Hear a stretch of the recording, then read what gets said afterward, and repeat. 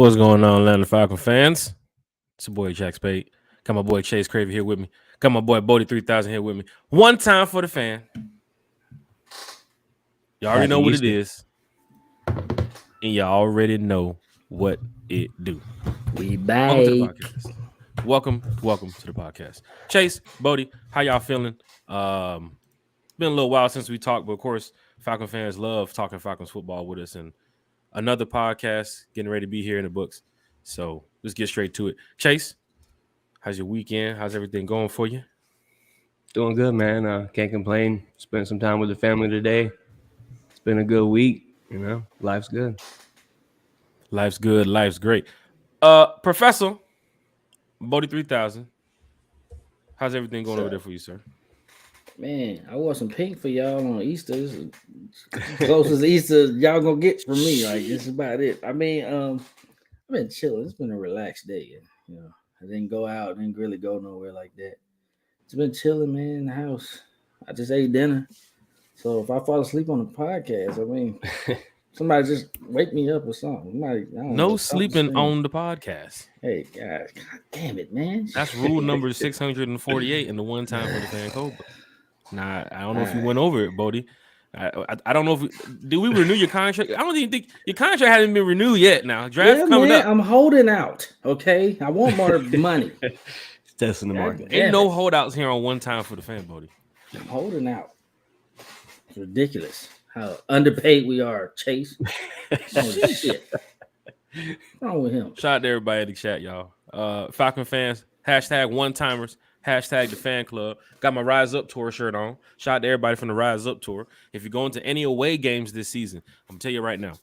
If you're going to any away games this season, the schedule is gonna drop May 11th, May 12th, I think. So if you're going to any away games this season, the Rise Up tour is definitely a group you want to be a part of. So head on over on Facebook to the Rise Up tour, away games only. You'll see a big group of diehard Atlanta Falcon fans who travel to away games, and we put on a lot of meet and greets and a lot of different things for fans to do when they go on the road. Because you know how we act at home, you guys see how we act on the road too. So I know there's a lot of people. We doing it big.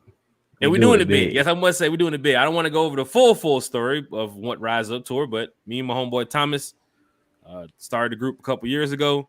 Just two diehard fans traveling to away games.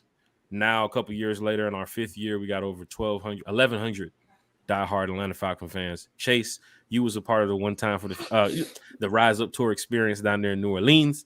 Bodie, you was also there too as well. You guys saw the party in Razoo's. You guys see how we do it with the meet and greets and stuff. So, LA, Seattle this year, Cincinnati, Carolina, Tampa. Every away game, we do this. And then, this season, we got Jacksonville, Tennessee, the Jets up there in New York, Arizona, Chicago, Detroit. You know what I'm saying? So we're doing it big this year for the Rise Up tour. So shout out to everybody from the Rise Up tour. Shout out to Thomas. Shout out to everybody from the admin team. Shout out to Big Country. Man, if I'm forgetting your name, I'm sorry. It's too much to go over. But Rise Up tour. If you're going on the road this season, be prepared. We're going to do a podcast too with the Rise Up tour and everybody over there on scheduled release day. So be on the lookout for that. But it's time to talk some Falcons football. Falcon fans are in the chat. See what's going on. Deshaun's always in the building. Carolina is not Atlanta. New Orleans is not Atlanta. Tampa Bay is not Atlanta. The NFC title will be in Atlanta. Yeet. Get some. Man. Hashtag one timers. Hashtag the fan club. Yeah, putting on over here. Yeah, man. We are putting on. Dre's in the building. He said, "What's up, fellas? Happy Easter. God bless. And the number 8 draft pick. Happy already? Easter, brother. Second comments already going to the number 8. Man, come on, man. Already. Come on. That's the next thing to talk about. Is already talking about the number 8 pick, man. Already. Dre must have got the memo, man. I must have emailed him too with the itinerary. Justin Newman's in the chat. He said, "What's good, Justin? What's good, Justin? We got Die Hard. Hello, Pamela Johnson in the building. Pamela, you definitely want to hear this show tonight because we're gonna talk about Bijan. So you definitely want to hear this show. Anybody here in the chat that want to talk about Bijan Robinson, we're going to talk about him tonight. Jalen Carter, we're going to talk about him tonight. Tyree Wilson, we're going to talk about him tonight. Bodie's water bill that's overdue, we're going to talk about that tonight. Damn, why? Justin Newman, rise the hell up. Kenny's in the chat. He said, one time for the fan. What's up, fellas? Can't wait to hear what you guys Good, are coming Kenny. with. Ooh, y'all usually cooking like Uncle Terry in the kitchen. I'm telling you, man. Sheesh. If I get jammed up, don't mention my name. Nathan, hey, let's go, Nathan. He said, what's up? Happy Easter. Glad to see you back, Nathan. Glad to see you Rise back. up. Hashtag one-timers in the chat. Yes, sir. About to hit y'all with a break in the ice real quick before we get started. Lisa Shepard said, hey, y'all, we're getting closer and closer to the draft. Ready for the mock drafts to be over. I know. It's hurting us. Every day a different mock draft coming out. I saw they had the Utah tight end in the top 10 on a mock earlier today. I said, oh, my God. The tight end from Utah? Tight end? No. Where is this going? How far is this finna go? His name ain't Kyle Pitts. Shit. Deloach is in the chat. He said, yes, sir. One-timer. One time. Hashtag one-timer. Hashtag the fan club. We in the chat. Don't forget Apple Podcasts, Spotify, Anchor, Twitter, wherever you get your podcast, man. One time for the fan. I want to go to Arizona to hit some spas. So definitely, we was in Arizona a couple years ago, 2019. We had a big party at Fat Tuesday. Shout out to the owner from Fat Tuesdays who let us host that amazing event and let me get in where there's a dress code, and I didn't go by the dress code. I had something totally different on. I don't know why Fat Tuesdays would have a dress code, but that's Arizona. So shout out to them for still letting me in, knowing that I didn't abide by the rules. Man, but it is what it is. Some basketball jeans.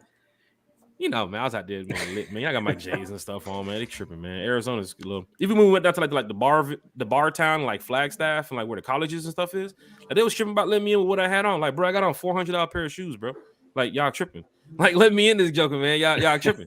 You know, but that's Arizona, man. But we're gonna have a good time this year. We did do it big in 2019. And we're gonna do it big again this year. So yeah, the Rise Up tour. We got a lot of stuff going on. I think Thomas already has the spot already booked already for where we're gonna be at. So we're just waiting for the schedule to drop. Then we're gonna hit y'all with some bangers with the Rise Up tour. Maggie T Productions, Atlanta Falcons Nation's in the building. Good evening.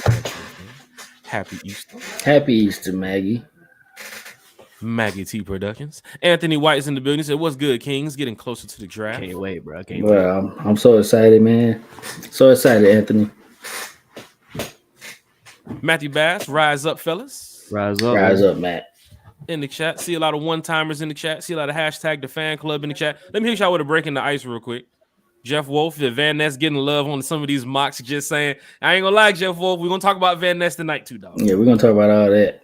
Cause my boy Miles Garrett hit me with something the other day, bro. He hit me with it. Yep. I hit him up too. I was like, bro, this is the mock. Like, this is it right here. He was like, thought you had it, didn't you? I was like, man, I was close, didn't I? Bro, I get that man like 5 or 6 names. He was like, nope. And I was like, I think I know who the next name is. He's like, man, just wait. I was like, I got you. Van Ness getting a lot of love. We will see about that, man. Eric Parker's in the chat. Celebrities in the chat. It's good, Eric. Good, Eric. Rising up with Eric Parker. All these diehard Atlanta Falcons fans in the chat. Big Low Country What Sports in the world, bro? In the world, bro. In the world, bro. Hashtag one times in the chat. All right, breaking the ice before we get to some Falcons. Falcons fans in the chat, please respond to this. Hit that like button, hit that share button, hit that subscribe button if you're first time here. Bodie Chase. Question for y'all. Mm-hmm. Would you rather serve chat? Hear me out now. Would you rather serve 5 years in jail or go 5 minutes in the ring with the Hulk? Would you rather spend 5 years in jail or 5 minutes in the ring with the Hulk? That is breaking the ice for you guys today. Going 5 minutes, boss. Chat, what you got? 5 minutes in the ring or 5 minutes in or 5 years in jail? What y'all got? Bodie? 5 years, bro. I'm not doing 5 years. No, I'm kidding. I'm not doing 5 years. No. Justin Newman said chain gang bound. He's heading to the prison. Look, he might break every bone in my body, but I'd rather than doing 5 minutes, bro. 5 years in jail or 5 minutes in the ring with the Hulk. What you got? Too long. Bodie? Come on, man. Too long. 5 minutes. Chase, you in the ring 5 minutes with the Hulk? Give me my 5 minutes, bro. Can I bring a gun? I'll shoot that mother. Chat, what you got? 5 years in jail or 5 minutes in the ring with the Hulk. Justin Newman said he chain gang bound. He said heading down to the wall. You know where you heading down. Jeff Wolf's in the chat. He said you be dead in 30 seconds, Chase. You gonna run around for 5 minutes, Chase? I don't think you can avoid that. All right, let's not say a ring. We'll put you in a bigger terrain. You got the whole jungle. You got the whole forest. You got the whole Amazon behind you. Whatever you want. Whatever setting you want. You can go to the Grand Canyon. You can go to the doggone the streets of Philadelphia. I don't care, Chase. But 5 minutes with the Hulk. Is that what you finna do? Yeah, man. 5 years is too long. He said 5 years too long. He said 5 minutes hitting Dirty Bird style. Sheesh.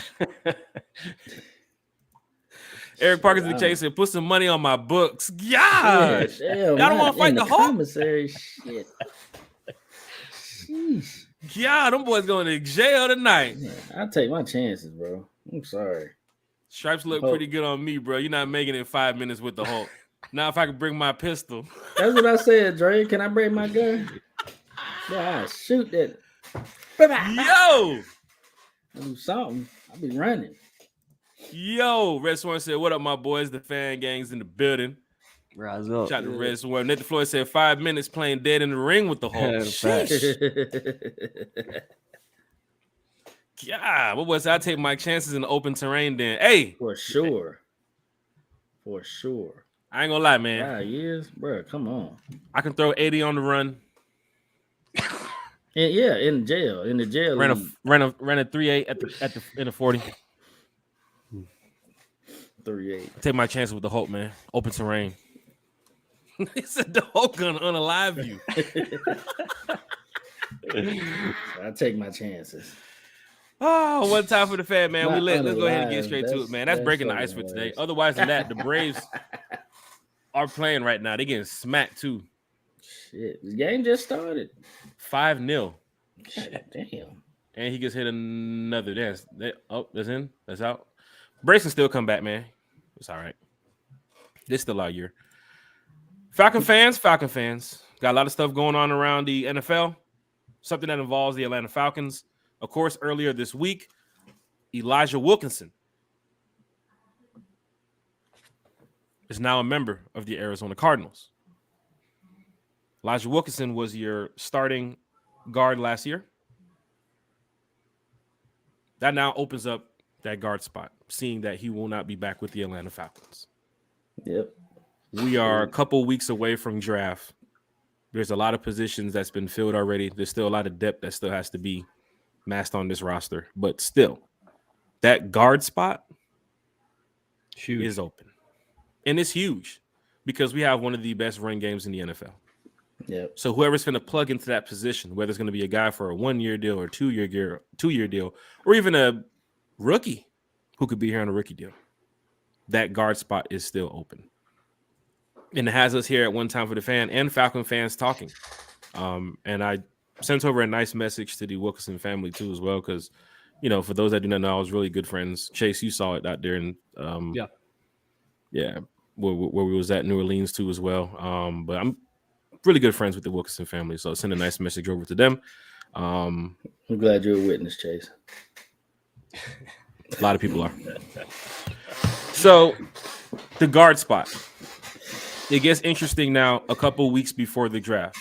We did a mock last week, and Falcon fans got to talking in the chat. But if you look at that second or even your third round, you can get a guard around there in that area. I think they might go young. They drafted Chris Lindstrom. It's panned out well. They drafted Caleb McGarry. It's panned out well. Don't forget Dominus there too as well. Jake Matthews. It's panned out well. Some of the draft picks that they use with some of the linemen. They're going to probably use it on that guard spot, maybe. Bring in a competition battle too after the draft. Maybe bring in a player from off the free agency market or somewhere. But that guard spot is big for the Atlanta Falcons. Osiris Torrance is a name that we drafted last week in one of our mocks. I think Steve Avell from TCU is another guard too as well that can plug into that spot and fit the hole. Now, Terry's going to make a good decision in the offseason. I'm sure they're going to make a great decision. But right now, that guard spot is open. Bodie, Wilkinson going to the Cardinals. Mm-hmm. They didn't re-sign him. Shows that, you know, they're moving on from Wilkinson. That line is, we hope, is going to be the same like last year, even better. Yeah. But your starting guard is now gone. You're in the war room with Terry. What are you looking at? What are your options right now if you're playing GM?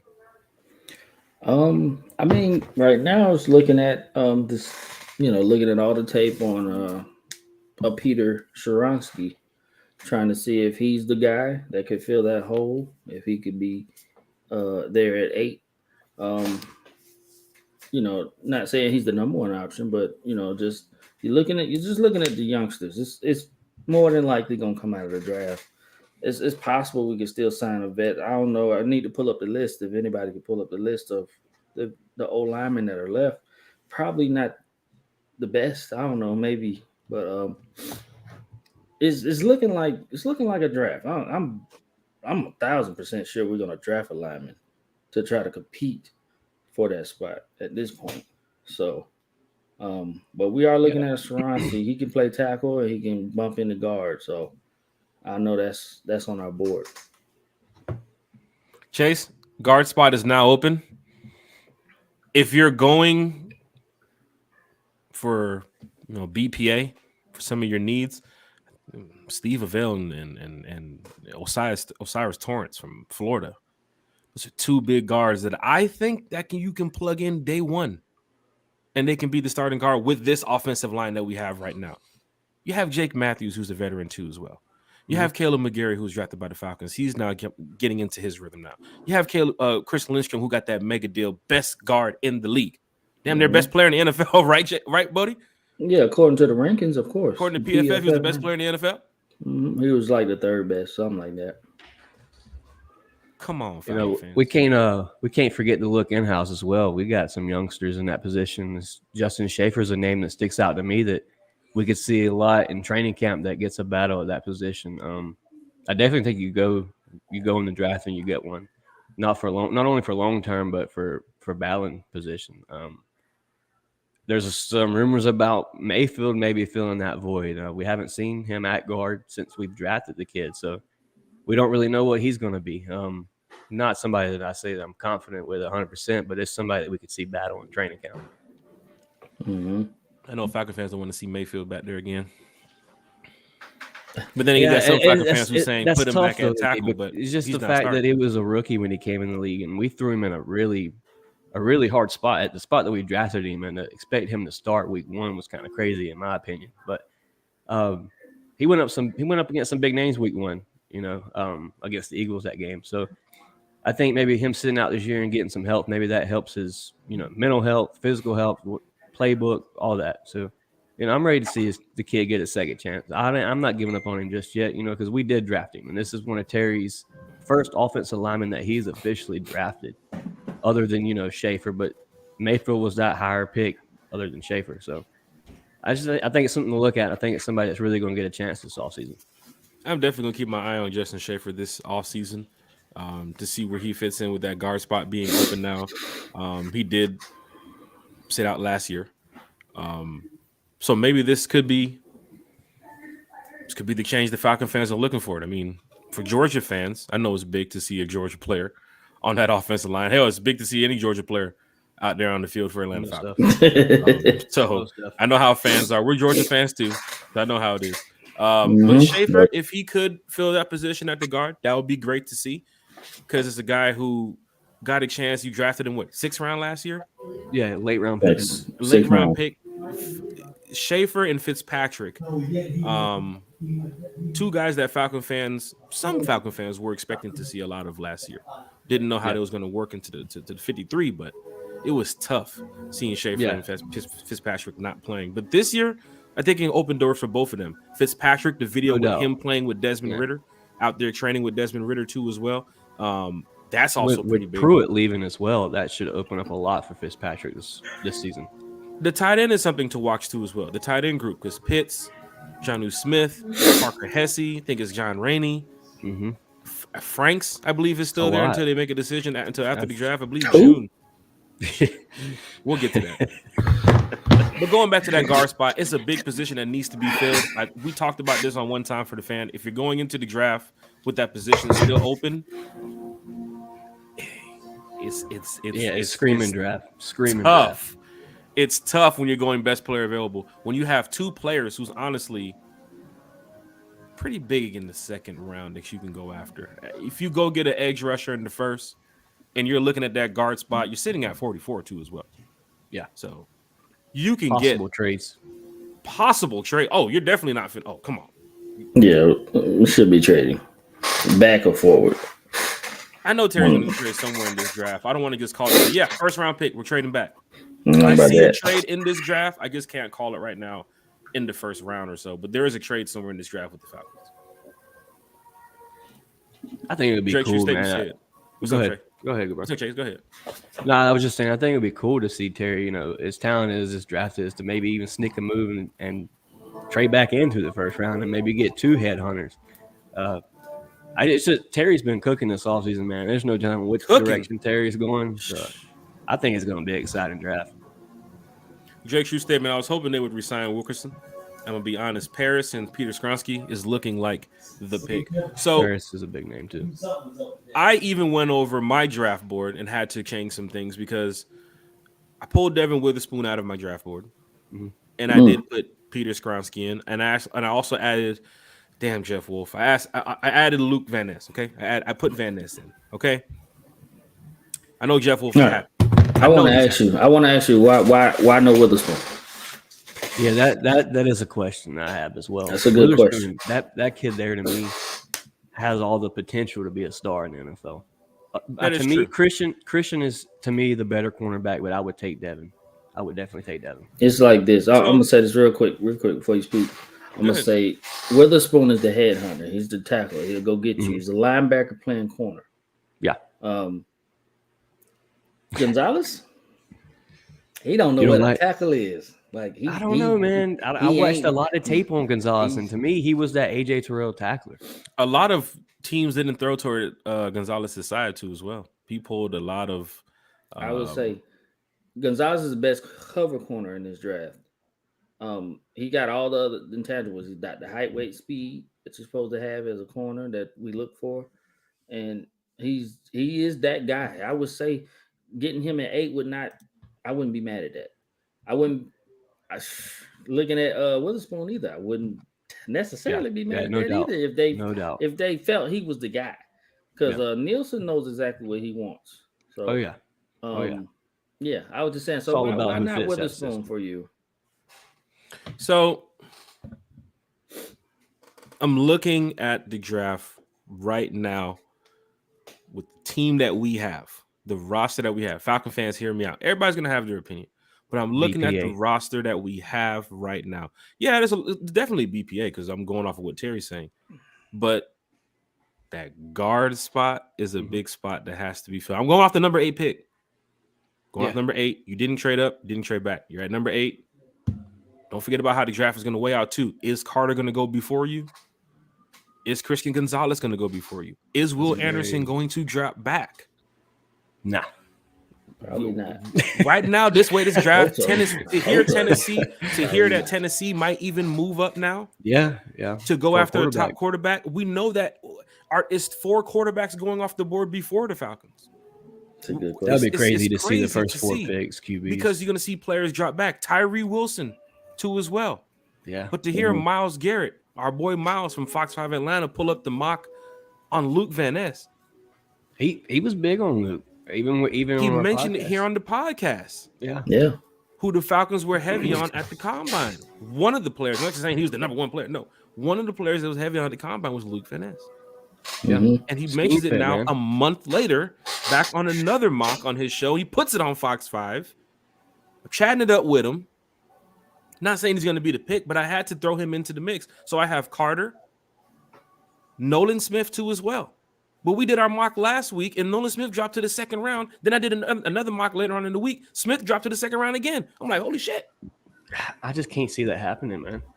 He was a top 10 talent. I know they're computer-generated mocks, but still something to go off of here. Because they had Stroud still in the top 10. They had Will still in the top 10. Anthony Richardson going to top 15. Bijan was still in that same 15-25 area. So it's still hitting on like some of them first 15-20 picks that I was like, okay, it's on point. Even when I got to number 8, Carter was still there again on both of my mocks. Man, if Carter's there at 8, you got to pull the trigger.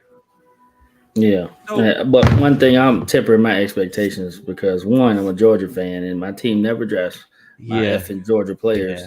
So I'm really not expecting him to be there. Or if we, I think he's going. I'm just not expecting to get him. But that's my wish. I hope it happens. But I temper my expectations on Carter. Nolan Smith might be a tad high for him. I don't think he'll drop out the first though. I do not think he will drop out of the first round. So you're running a 4.39 at linebacker. It's gonna be fun to watch it break out, man. Watch it all lay out. That's first round. Whatever pick the Falcons do select at 8, whether they trade up, trade back, could be Bijan, could be Gonzalez, could be Witherspoon, could be. I just pulled him off of my draft board and moved Skronsky and Van Ness up, which still has him in my top 10 players, but just not in my top 5. But Witherspoon is an outstanding player. You say he's off your draft board. I'm thinking no, we're not drafting him. I don't want him. No. So he's still in my top 10 range. She's not in my top 5 anymore. And I've been posting the top 5 on my Facebook page too as well, on One Time for the Fan page from the group. But I get just trying to show you where I'm at with that. With I understand that. He's not in my top 5 either. I'm not gonna lie. Witherspoon I have a list. He's not in my top 5, but he's there. He's in the mix. Bijan's like 7 for me right now. Shit, I don't even know. Bijan's 7 or 8 for me right now. I'm not gonna lie. Yes, absolutely.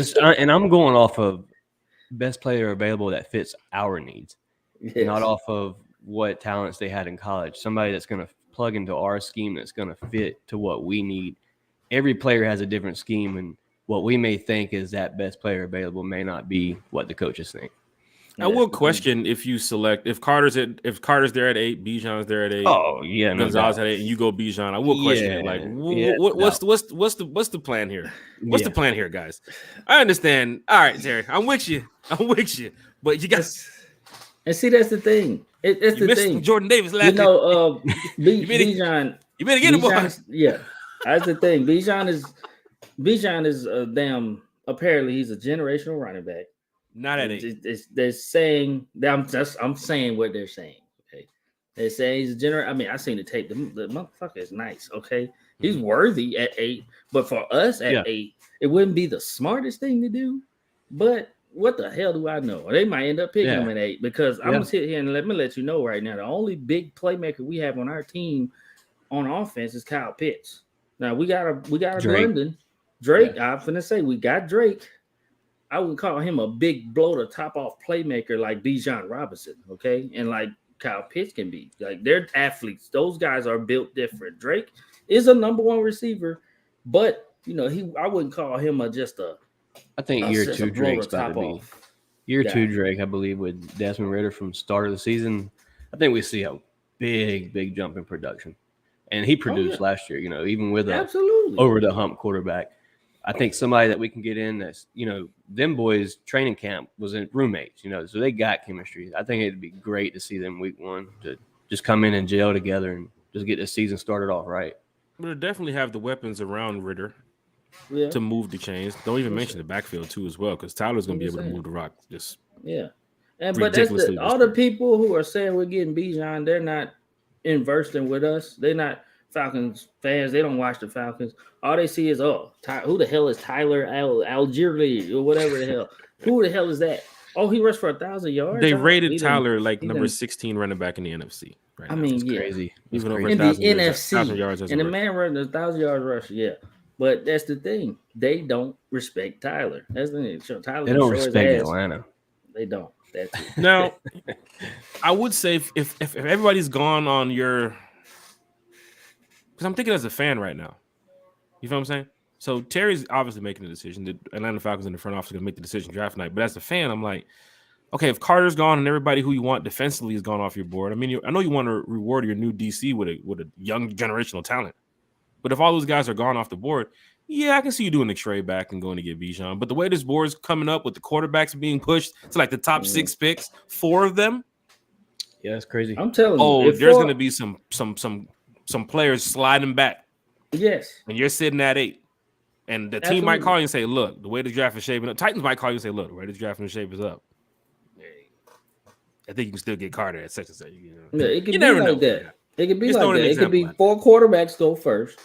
That means Will Anderson probably going right after that. He's not coming to 8. I'm just letting you know now. He's not going to slip. What to 8. would it cost? What if would it Will cost? Anderson slides to 8 though? What would it cost to trade up to get Will Anderson?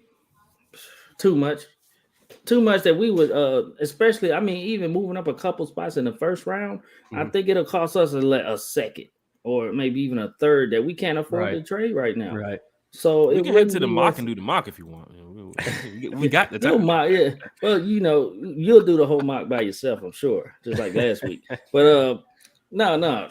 I mean, it wouldn't be worth it. I mean, I would. Who wouldn't love to have Will Anderson? But yeah, Jalen Carter got a better chance to slip at 8 than Will Anderson does. Yeah, Carter is my number one player on draft night. He's my number one. Well, if he is off the board, then I start sliding back down to who is available from watching the screen, of course, seeing what's going on the TV, and then getting my players in line. Christian Gonzalez, where is he going to end up? Y'all. I got my list. Yes, sir. Yes, sir. I got one. I don't know if y'all got a list, but I have a list. And, of course, I put Will Anderson at the top. I know we ain't getting him, but I had to put him. He's the number one player on our board. The Falcons probably put him at the top. You never know. You'll be like, oh, Will Anderson. They got to put him up there to do our I see some people saying Will Anderson's probably going to drop. Really? Hey, man. If y'all that'll work. If y'all can put that out in the atmosphere, then that'd be great. Yeah, make that happen. Absolutely. If Jalen Carter falls, I'm breaking shit. I'm probably breaking my mic. I'm probably breaking shit. Hashtag. Yeah, man. Jeff Wolf asked about first round tight ends. Dalton Kincaid apparently is the guy that they're bringing up into the top 15 right now on some of the people's mocks. That's what I'm saying. Yes, not ours. And Dalton Kincaid is the guy. He's like more of a receiver playing tight end. Yeah. The other tight end, he definitely not Kyle Pitts, but he is more of a same kind of mold. But he isn't the athlete Kyle is, but he is that guy. And the other tight end is more of a blocker. So, Big Little Country Sports, hit that like button, hit that share button, hit the subscribe button, everybody. Shout out to you, Lo. In the world, Bo. Let's head over to some of the players who could be potential Falcons on draft night. Let's do it. Because we got to talk about Desmond Ridder too as well before we get about this show. Because Desmond Ridder out here dropping hype videos. Yes, sir. Putting in that work. QB1. Shout out Desmond. So the number one player I think Atlanta Falcon fans, most of them, want to see is Jalen Carter in Atlanta. Right? Yeah. Now, there's a lot of mocks that say Carter will not be there at 8. There's a lot of mocks that saying he will be there at 8. And a lot of mocks saying we're going to pass on him at 8 too. If he's now, that's another thing too. There's so many different scenarios. If he lands at 8 and you don't select him, grain of salt, and you go with somebody else, Falcon fans are going to be some Georgia Falcon fans are going to be hot. I honestly don't look at nobody's mocks, but Kamel Kiper Jr. and the other guy with him, the other guy on the show. I only look at their 2 mocks. I forget his name. You know who I'm talking about, though. The other guy next to Mel Kiper that do the mocks for ESPN. Them the only 2 mocks I really look at. I mean, I look at other folks' mocks, but they be psychedelic. They be looking crazy. Dog, we been sitting here talking about some Joey Porter at 3 and shit. I'm like, huh? No. Let me click off this page. Let me get off this shit right here. I don't Red think Storm is encouraging you to go do the Christian Gonzalez breakdown, buddy. Oof. He said Christian Gonzalez is that guy. He's like 3 on my draft board right now. He's definitely. He's my third. He is exactly my third. Yeah, I got Will Anderson first because I hope, but I know that probably ain't gonna happen. Then I got Jalen Carter. Then I got Christian Gonzalez, so he's third on my board as well. Let's go Jalen Carter, right? How does he fit with the Atlanta Falcons? Day one impact. Day one impact on the field. Week 1, no doubt. I think rotation would be nasty. I think they try to find a way to get him in. He could play all over the line, so he'd probably be if we play 4 down linemen. He'd probably be over here with Onyemata, then Grady, then with Campbell on the edge. Campbell, like man, my damn Falcons, I got him everywhere. I got him playing. And then they'll rotate him. I'm saying he'll be at the end, but they'll rotate him inside. You're not safety. Shut up. They'll rotate him on the inside. The team full of Carters out there. Everything. Like Carter can play all over the line, so it wouldn't be a problem. If you're looking at the line too as well, and we talked about this in the chat with a lot of the Falcon fans, Chase. Goldman's still on that 1 year coming off. I mean, Marty's here for 3 years. Campbell's here for 1 year. Grady's rounding 30 years old. Still an impact. Tyquan Graham's probably going to be here for that one, unless he's who knows what's going to happen after this season. I mean, Falcon fans are excited to see Tyquan, with the Falcons, especially what he did last year before he got injured. We're going to see how the DC likes Tyquan. Yeah, that's a big thing. We're going to see if he's a DC, if he's a Ryan Nielsen guy. We're going to see that real fast. Carter fits in. You got a young gun who can get in there day one and wreck some shit. Right. You got a guy who's going to be there probably year 2, year 3, as Grady's hitting 30, 31, 32. Campbell as well. Don't forget Calais Campbell. When it talks about mentoring some of the young guys, being a teacher of the game to some of these young guys, still learning from some of the players too as well. He can, man, what Campbell can do to help out Ebiketie, to help out Malone, and a nice young talent like Jalen Carter. Some of his strengths: outstanding lean muscle mass with proportional structure, step in and step out swim moves, creates upper hand space to bypass guards, accurate, compact hands, keep him ready in position to handle business. Of course, you saw what he did in Georgia. A lot of people go look at the tape. That had Bryce Young up by one arm. This guy's strong, dude. A lot of people say you can't play with muscle in the NFL, but I believe Jalen Carter's a guy that can. You look at Jordan Davis; he did it all throughout his career. Jalen Carter's a stud, dude. There's no other word for it, and I'd almost grade him just as high, if not higher, than Jordan Davis. I'm not looking at the 9 pounds overweight on pro day. Not at all. I understand the situation in college too after the national championship. But if you're putting him in a line with Grady, if you put him there next to Calais Campbell, first of all, the finessing, not even finessing, the way he was able to get Calais Campbell too as well at the point of his career where, Falcon fans were like, hey man, this Dwight Freeney move, what type of stuff is that? It's a good move to mentor some of the young guys. Man, that's a competitor. That's a competitor looking for a competitor. He's looking for a team that's chasing the ring, and he knows exactly what Atlanta's doing. We know Calais Campbell can come in here and mentor some of these guys. We know that.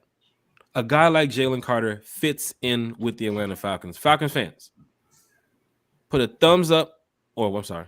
Let me one with an ATL. Put an ATL in the chat if you want Jalen Carter. Run it up. Type ATL in the chat right now if you want Jalen Carter. Type ATL in the chat. Bodie, this is just one of the players that we're going over tonight. The next player that we're going over, Tyree Wilson, we're going to talk about too as well. Beast. He's a beast. First 2 players we named right now is pass rushers. Yep. Who can get after it. And the next player after that is going to be a cornerback. Haven't even hit the offense yet, and we're talking about 3 players right now who can impact the Falcons day 1, week 1. Jalen Carter is one of them. Put an ATL in the chat right now if you want Jalen Carter with your pick at 8. Bodie, give me your thoughts about Jalen Carter here with the Atlanta Falcons if he was selected. He can definitely fill some butts and some seats. A lot of fans go out there and probably purchase some new season ticket packages. I know a lot of Georgia fans would love to ride up 85 straight down to the Benz. Yeah, you're gonna sell some jerseys with that Carter. You're gonna put some butts in the seats. I'm telling you, that defense is gonna be stacked, physical, aggressive. Goldman, Garrett, Campbell, Ominyata, Carter. I'm gonna throw Tyquan too. Yeah, Tyquan. It just adds to the mix, boys. It just adds to the mix. Now, some fans will say, "Nah, man, don't get Carter, man. You can wait till the 2nd or 3rd round. We'll get you a pass rusher. You can, but it ain't no Carter. Ain't no Jalen Carter, bro. It ain't no Jalen Carter. Yeah, no, that is not a comparison. I see what he could do. Of course, we want every player to pan out well here in Atlanta, but what we've seen in college, this is a guy that's getting comparisons to Aaron Donald. It's just a guy that's getting comparisons to Aaron Donald, somebody that we've seen. Just a nasty player and somebody that Jalen Carter resembles really well. So to even get a comparison like that to a stature of a guy like freaking, Aaron Donald is huge. You know what I mean? That's just a huge name to even get compared to. So Jalen Carter, they would be sweet. Right, let me stop you there. You said Darnold. Like last Darnold we spoke of was Sam. Okay, and he's ass. You mean Donald? Donald. Okay. No, I'm just fucking with you, but Jalen Carter is of course. There's gonna be a lot of Homer in this thing. You see these dog championships behind me. There's a lot of Homer in this thing. I've seen it with my own 2 eyes. I watch every Georgia game for the past freaking 10 years. I don't know. I ain't never seen no specimen like this coming out. In all my 10 years, I mean, you know, even Aaron Donald didn't get drafted as high as Jalen Carter. Jalen Carter should have went. He probably should go first. If he would have gone in the draft last year, he would have went first over the guy that Jacksonville selected. So like it just is amazing. I can agree with you, bro. Talented Jalen Carter is. This man is just everything. He's a total package. I mean, he just needs to rev it up. People talk about his motor and stuff, but you talk about generational talents in this draft. He is one of them. He is definitely one of them. I think there, besides the quarterbacks, I think there is him, Jalen Carter. I think Bijan Robinson can break over and open an offense. Like just a different aspect. He's different. Okay. Yeah, he makes plays. That kid makes plays. Yeah, that kid's different. Those are two generational guys right there. And then we got our pass rushers who I'm sure our DC can mold into being, you know, something like a Tyree Wilson or even a Miles Murphy or whoever we go after, Luke Van Ness. We got a guru in molding pass rushers. So, I mean, Jalen Carter is my number one. I hope we get him. He is generational. I don't think we should pass over him. And the stars align. He went to Georgia. He's from Florida. Yep. I mean, I don't think Atlanta would let Terry get past it if we pass over him if he's at 8. Yeah. So it's Jalen Carter. You know, another team, just while we're speaking about Jalen Carter, another team you have to worry about, you know, if it goes quarterbacks first 4 is the Lions. That's a team that I feel like could grab Jalen Carter if the Seahawks take Will Anderson at 5. So it would be a blessing to see Jalen Carter there at 8. Absolutely. The way this could fall on draft night, it's going to be wild because I know a lot of Falcon fans are going to be tuned in, watching it on TV or listening to the podcast. We will be live draft night on Thursday, just to let everybody know, because we want to be here with the Falcon fans to just go over what is happening in the NFL at that time. Hopefully the Falcons do. Man, Braves, what are you doing? How they 10-1? Shit. Sheesh. This ain't good. But we know the Falcons going to make a good pick on draft night. They scouted well. There's a lot of big names in the top 10, top 15 that could fit well with the Falcons. We just went over Jalen Carter. Mm-hmm. Another name who we need to be looking out for too as well, because JB, I think JB3 mentioned it here in the chat, JBM, he might not even get past Seattle. Chase, you just mentioned it. He might even get past Detroit. Yeah. Then comes the scenario of, do you have to trade up to go get Jalen Carter if you really want Jalen Carter, if he is your guy? Number one. Mm-hmm. How the quarterbacks are going to fall on draft night. It's just going to be just amazing to see. Yeah. That there's going to be a lot of movements on draft night too as well. Day 2 and day 3. But day 1 is what we're talking about right here, right now. Another guy who Falcon fans could be looking out for, who could be an Atlanta Falcon, is the Texas A&M kid, Tyree Wilson. Yep. Now, sorry, Texas Tech. Apologize. Yeah, tomato. Got a little bit on him. Yeah. Texas Tech, Texas A&M, same school. Not Georgia. Not Georgia. Go Dogs. One time for the fan, hit that like button, hit that share button, hit the subscribe button. Chase, you talked about this too as well with Tyree Wilson. I think you did your YouTube shorts. Your YouTube short that's going. It's got like 100,000 views now. 1.2K. Sheesh. You should put the cash app on the screen, like point to the cash app. Like you guys man, donation. I need to go buy some more garden tools. Need to go buy some more gear. Tyree Wilson. Man, some boots.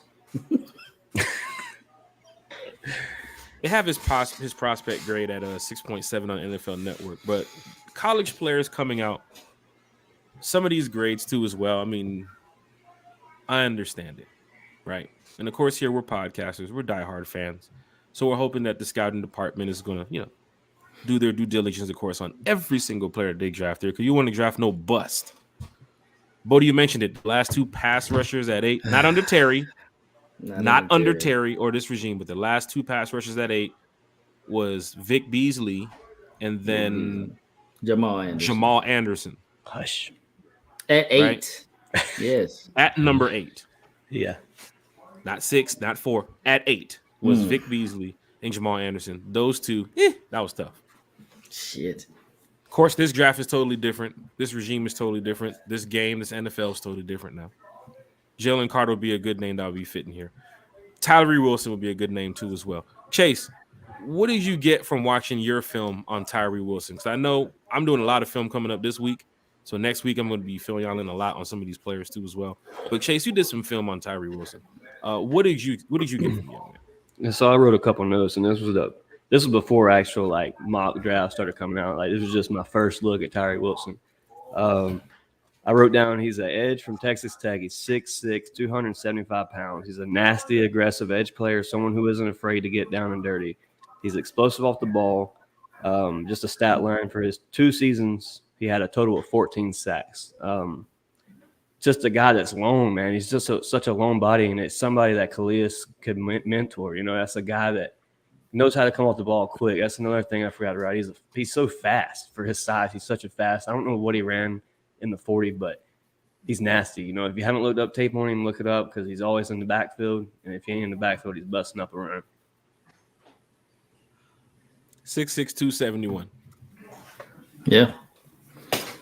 That's an edge, boys. He's going to get after it. Bodie, your thoughts on Tyree Wilson? I'm glad you came to me. Thank you. Only thing that gets to me, I mean, it's not end all be all. I mean, he's a redshirt senior. Like, he's been, those guys, when you see that talent, you'll see that talent early in this. Like Jalen Carter. We knew Jalen Carter was going to be a effing number 1 draft pick. Yeah. Like I said, last year he could have went number 1. So you see that. I would call Tyree sort of a late bloomer. His comparison is to Iggy Anzia. Am I saying that right? Shit. Anzia, the Lions. We butcher names here one time for the fan. I suck. Give him a nickname. Shit. Ziggy. Y'all know who it is. Ziggy. Mm-hmm. Real Ziggy true fans know Ziggy. Yeah. Went to the Lions, right? Yes. I mean, the dude got the intangibles. Like I said, you can't learn under a better mentor than Calais Campbell and the Whisperer, Ryan Nielsen. Zoe Carter over there too as well. Yeah, Zoe Carter. Yeah, of course. I mean, got a lot of people to learn from. Long arms. They say his arms are long as hell. Yeah, I mean, they talking about left tackle. 35, 5'8". That's what they say on ESPN. He got left tackle arms. I mean, he got long ass arms. Okay, and he can control line of scrimmage with those arms. It's just saying he's he blows up plays. He's definitely. I mean, not let's say he's not like ready made like Will Anderson, but he can get there, and that's why you pick him early. I wouldn't be mad at this pick, okay? Because dude, 14 sacks. One, he's in a rotation, so he don't have to come out and have pressure on his back to just produce day one, because they can rotate him in, because we already have guys who can get out there and get after it. So he no pressure. He's in a rotation. He can learn, and he can make his mistakes and still learn, because he's in a rotation. He's not going to be on every snap. And he's just, he seems like everybody likes him. He seems like a level-headed kid. You know what I'm saying? He's I wouldn't say he's a project, but he's, he can get there. He can get after it. So I wouldn't be mad at this pick at all. Some of his notes, we got elite size with massive wingspan. Massive. Just circles on the same board you talk about with the arms. Massive. Controls tight end at the point of attack. Sounds like somebody else who just spoke to the media recently. Oh, Calais Campbell. We talked about dominating tight ends at the point of attack. This came off quickly right here with Tyree Wilson. Man, talked about cutting through the B gap into the pocket on end tackle twist. Possesses straight to grab early control of the rush rep with more work. He's going to seal the edge too as well. I think he's going to be big in the run game. His run game is nice. 6'7", yeah, 6'6", 271. His run game is beautiful. He's a man. He'll get in your way. So that's good. I have so much time this week on my hands to just sit back and just watch film. Wish I had a lot going on. I was on vacation too as well last week, so I was able to catch up on some things with just Jalen Carter. But going to go over a lot of film this week, starting with Tyree Wilson. Of course, Bijan Robinson, we get some more tape on him. I'm going to sit back and watch games too as well. It's not just watching some of the YouTube highlights with just, the breakdowns, the 5-6 minute videos. No, I'm going to go back and watch some games. One player that somebody mentioned, Keon White from Georgia Tech. Somebody tagged me and said, bro, go back and watch that Georgia Tech UNC game with Keon White. Like, all right, bet I'm going to go watch that because that's going to be another pass rusher, I think, who's going to be in the late round too as well. Who could be a nice fit too. We'll talk about the late round picks. We're gonna break down the late round picks in the next upcoming episode of One Time for the Fan. Today is about the first round of who we could be looking at. And I texted you before the show, Jack. I told you when you watch that tape, make sure you watch those plumbing tutorial videos, man. You didn't do my damn toilet right, bro. The shit came and shot back in my face like a banana or some shit. Gosh, what the fuck? Speaking about the damn plumbing videos, man. Super Mario Brothers, that shit was funny, man. Earlier today, they did a good job with it. Nintendo, whoever they worked with over there. I mean, it was an hour and a half movie. It's something for the kids and it's something for the adults too as well. Because it was kind of fun. A lot of video game references back to the past. Nintendo 64, Nintendo. All the games that you played like a long time ago just felt pretty cool seeing. But yeah. Shout out to that plumber joke right there. It made me think about Super Mario. Yeah, that's where I got it from. I saw it on Friday, so yeah. Going to the chat, a lot of people had said Jalen Carter when we talked about when we mentioned put the ATL in the chat. So we saw a lot of people showing their support for Jalen Carter. If you want Tyree Wilson here in Atlanta, go ahead and put an ATL 1 in the chat. ATL 1 in the chat if you want Tyree Wilson here in Atlanta. I saw a lot of people showing support for Jalen Carter. And this is for those that's listening either on the podcast, later on Spotify or Anchor, whatever. You can still comment on those channels too as well. And, of course, for YouTube, if you listen to this or watch this later, you can still comment and we do respond to it. So put an ATL if you want Jalen Carter. Put an ATL 1 if you want Tyree Wilson. Uncle Steve's Lounge, who we really hope to get here on the podcast soon. He has a great channel over there too as well on YouTube. He said, what's up, guys? Happy Easter. Carter became even more appealing to me, even when we signed Campbell. 2 veteran defensive lines to help out Carter through rookie year, mentally and physically. Grady Jarrett, you think it like me, Uncle Campbell, Steve. David Amiata, even Eddie Goldman too as well from what he's experienced in the NFL. He's looking over at Carter. That's a name that we just keep forgetting too. That's a nasty line, bro. Sneak up on you. Yeah. Can you imagine Sunday Night Football niggas going over the names like Jalen Carter, University of Georgia, Calais Campbell? You know what I'm saying? That's gonna be crazy. But yeah, Uncle Steve, that was the first thing I thought when we signed Campbell. I'm like, bro, mentorship. Even for the guys we got, Malone, he needs that. Every Katie needs that mentorship. Hell, even freaking Lorenzo Carter needs that damn mentorship. So, there's we got players. Mentorship. These are NFL players, guys. There's even players in the secondary who can still learn from what Calais is doing. That's real. There's players all over that field that can learn. In the locker room, he's going to go in there and share stories of different situations where he's been in, what he's seen on film, on tape. I tell you, man, this guy is a true veteran. He's going to get his 100th sack here in Atlanta. He's talking about getting what was the record? What did he say, 104? He said 104 is how many somebody had. He was aiming for or something, 104 or 105? Aiming to break that. Yeah, here. So, yeah. And I'll take them 5 or 6 sacks here in Atlanta. I'll take all that. But the guys you have next to you, if it's Jalen Carter, Grady Jarrett, Eddie Goldman, David Amiata, Calais Campbell, even Zoe Carter, Taekwon, you got 2 dogs out there in the building, on the line. 2 Carters, 2 dog Carters, 2 Carter dogs.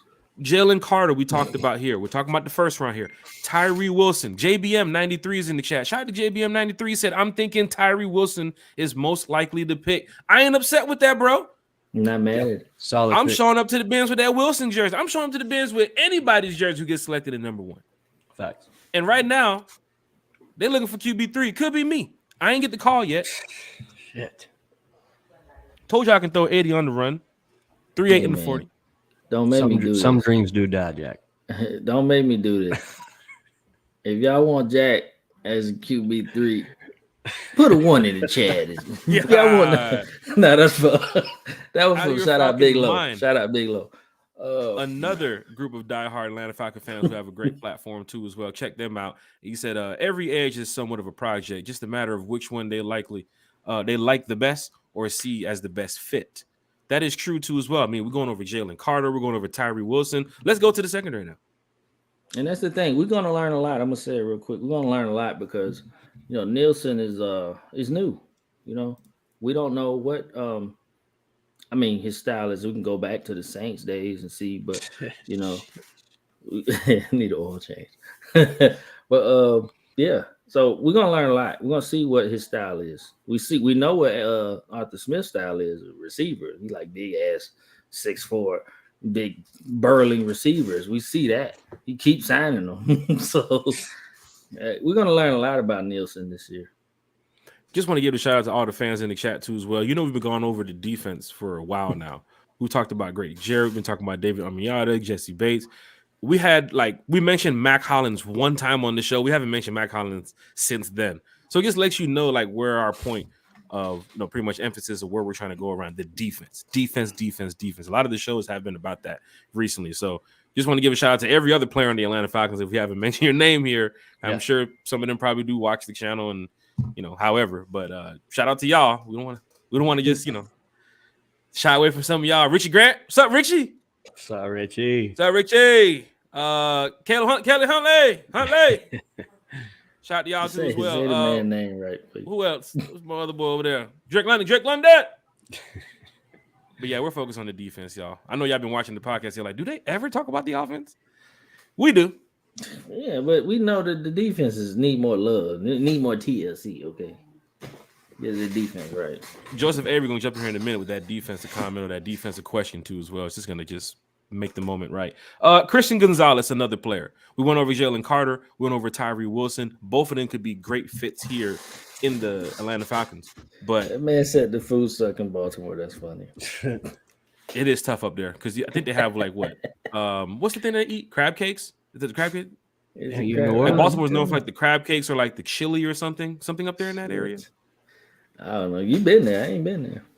Right? I've been to DC. I can't remember about Baltimore in a long time. I think I ate on that. Red Swarm said pass on Tyree Wilson. Shit. Falcon fans have different opinions. We love to hear Falcon fans' opinions here in the chat. As you can hear, JB mentioned that he would like to have Tyree Wilson as the pick. Red Swarm is now saying pass on Tyree Wilson. You see right here, ATL1-2 as well. Drake's Q statement said ATL1, I'm willing to give him a chance, but something is off. Falcon fans are seeing something either on tape or they're hearing a lot from the media too as well. A lot of the scouts have done a great job doing these breakdowns of some of these players too as well. Is Tyree dropping back from 5 to 10? Is he dropping back behind 10 going back into the 15s? We don't know, but he's been a top 10 pick projected so far. So we have to throw him in the mix here for Atlanta. I do want to say, Chase, real quick before you get to your comment, I do want to say for the Atlanta Falcons, if you look at the draft last year at number 8, remember that last workout that they did with Drake London right before the draft when Terry then flew out to Southern California. Be on the lookout for any big name that you know that's projected in the top 10 right before the draft, either a week before or days before, that Terry and them fly out to do some projected workout or some interview or something. Just be on the lookout for that, because that did play a lot last year. We talked about it on the podcast about them going defense and Kayvon Thibodeau and this guy who they can select. And as soon as that workout happened, I remember Boomman and Dez mentioning Drake London's the pick. It's Drake. And I was sitting here on the podcast like, nah, not Drake London. It can't be Drake London. It was Drake London, And I got my Drake London jersey, so it was cool about that. But yeah, just want to go over, just be aware of the Falcons having any additional workouts days before the draft with a top 10 pick. If they show up to UGA or show up in some area and have a workout with Carter or some meeting, interview 5 or 6 days before, and that's the last person they meet with, it's going to be Carter.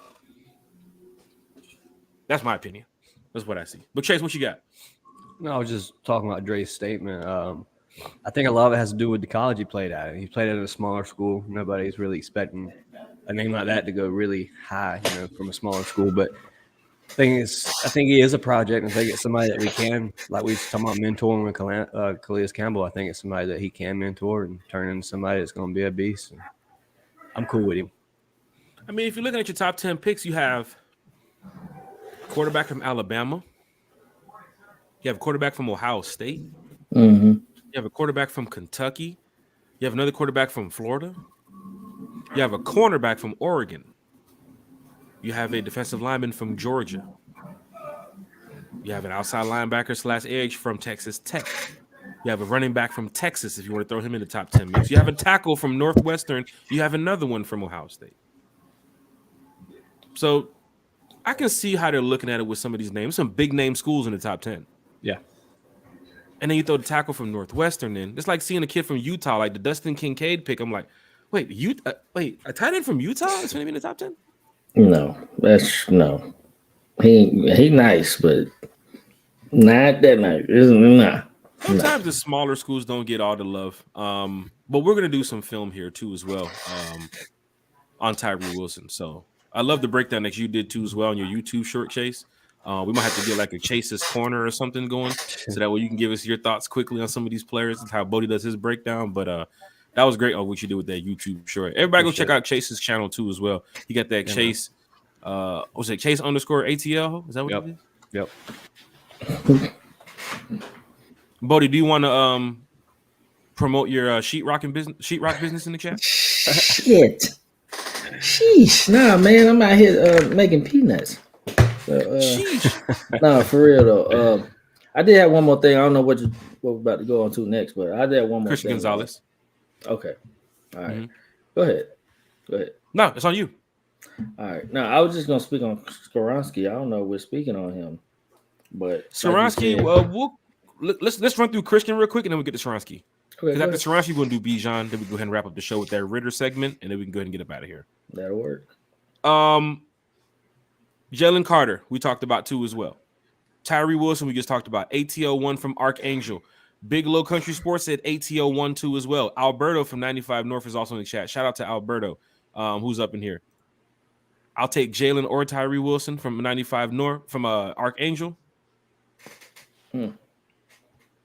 Christian Gonzalez. Yep. Is my pick. My guy. 6'1", 197. This kid is a dog. Now, that's a dog at UGA. No, I'm talking about that. Yeah. This kid gets after it, man. I'm talking about putting him in a secondary with Jesse Bates and Richie Grant. If they're going to run that 3 safety set, I don't know where Hawkins is going to fall in. There's still some names after the draft who's going to be leaving the building, Falcon fans. So be prepared for that too as well. But AJ Terrell, Casey Hayward, who's a veteran, coming off of I think it's a pectoral tear that he had, which is tough injury too as well. The re-signing of Cornell Armstrong. I know you got D offered too as well. Christian Gonzalez can also fit in the mix because if Casey Hayward doesn't pan out here too after his career in Atlanta, you're going to have to either go get a young guy or going to have to go find somebody in the free agency. You can find him right now if it's Christian Gonzalez. I'm just saying, if the picks fall and Christians is there at 8 and there's no Carter, and you really want to beef up your secondary, if you really want to beef up that DB room, Christian Gonzalez can be the guy. Now, I understand the Georgia game. You roasted him, boy. I understand the Georgia game. Toasted in that. But it was game 1 of the season. So. Terry spoke about the nickel slot being important. I know we have Mike Hughes too as well. Christian Gonzalez does kind of fit here with the Falcons. I don't have him at number 1 on my draft board. He is on my top 5, but I just don't have him at 1. But yes, Christian Gonzalez can fit in here. Some of his strengths that they have here from the NFL. which fits in well here with the Falcons. He's as fluid and loose as his movements as you'll find. Length and strength allow him to bully releases from the press. He's a man-on guy too as well. Yes, loves man coverage. It's going to help out well any team trying to run those checkdowns. He's right there popping out. Come on, bro. Feet and hips create easy skip to flip and match the release. Quick to crowd and push vertical targets toward the boundary. Able to shuffle and swerve in space like he's gliding on air. Dude is 6'1" too as well. Mm-hmm. Works his way off of perimeter blocks. Desired blend of size, speed, and explosiveness. I have the damn Tito's. I'm sorry. Man, that's how you talk. Stop playing. I'm at the end of the podcast. It's okay. We've made it this far. Christian Gonzalez would be a nice fit here in Atlanta too as well. Don't forget we're going over the first round picks who we think could be here in Atlanta. Carter is one that we mentioned. Tyree Wilson is one that we mentioned.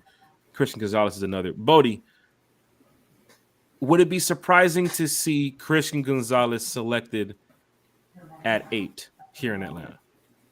Not at all. I mean, of course, we need that other corner. Like we need secondary help. Okay, period. We saw that Hayward got hurt last year. Of course, he's gonna have to step up. And if Christian Gonzalez is we're drafting in corner. That's happening. Whether it happens at 8 or later on in the draft, it's gonna happen. But one of your draft needs is definitely corner. Yes, he is the best cover corner in this draft. Okay, probably not the most proficient tackler, especially in the open field. You can shake him. Like you can shake him. I've seen that. But he will get after it. Ran a 4.38, 6'1", 190. What is it? 197. I mean, the guy he's a great. He's probably the best corner in this draft. Totally. He said he don't need Jack Spade as a backup. That's tough.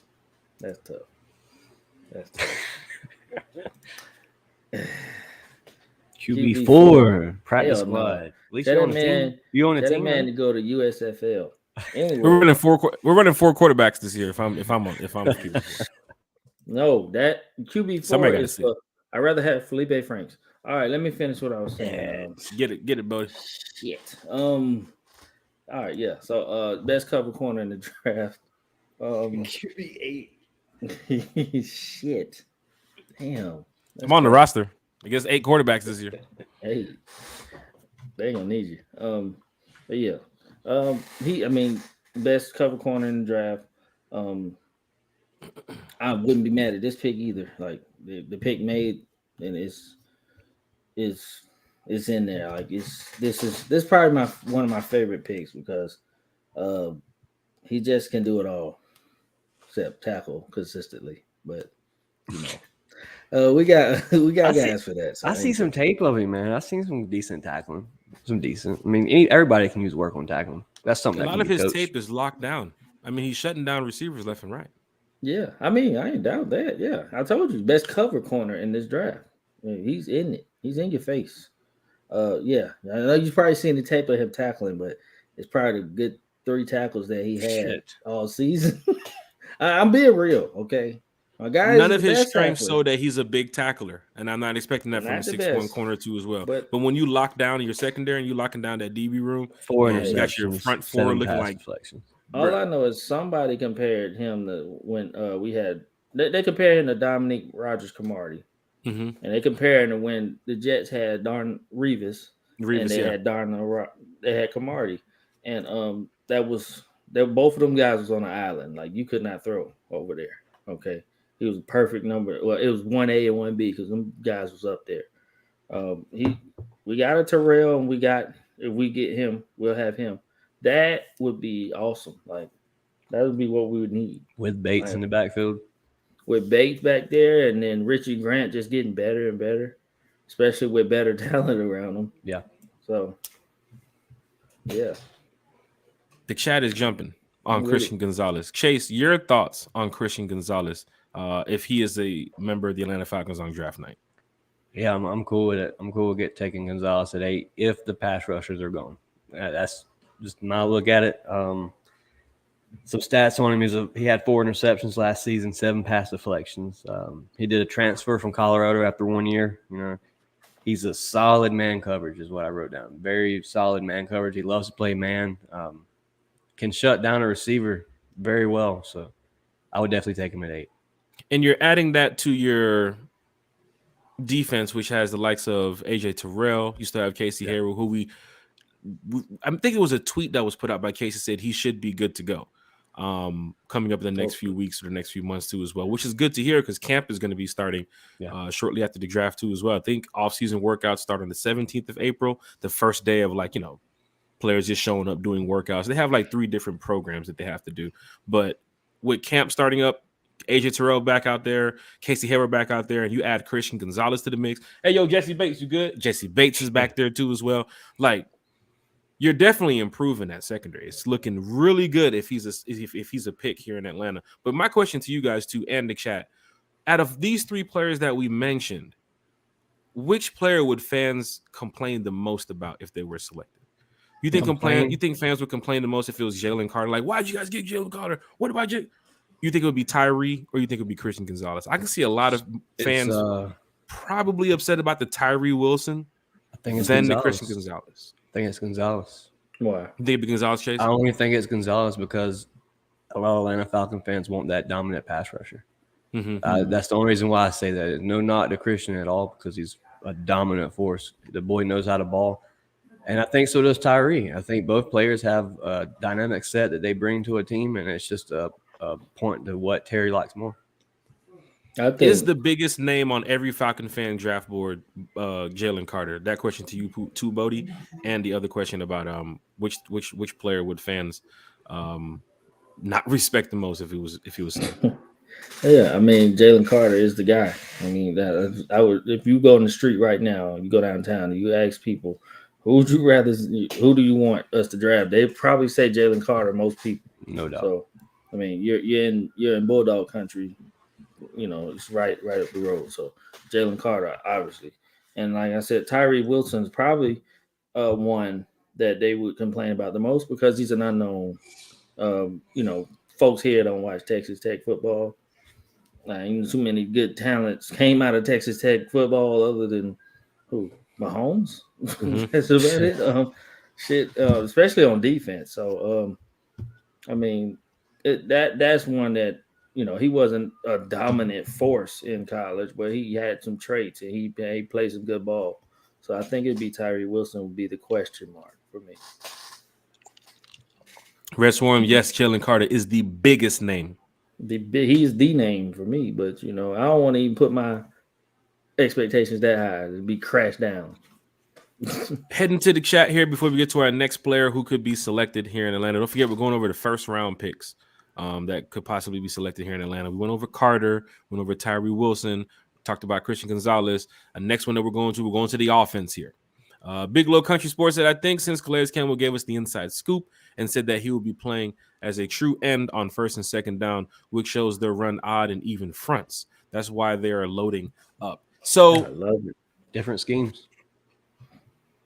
Hearing Calais Campbell mention also the 60% that he could be playing this year. That rotation is going to be crazy. Jalen Carter and Tyree Wilson does fit into both of those schemes too as well. Absolutely. Either one you select there should be nice at 8. Yeah. Just want to throw that out there too as well. Shout out to Big Low Country Sports.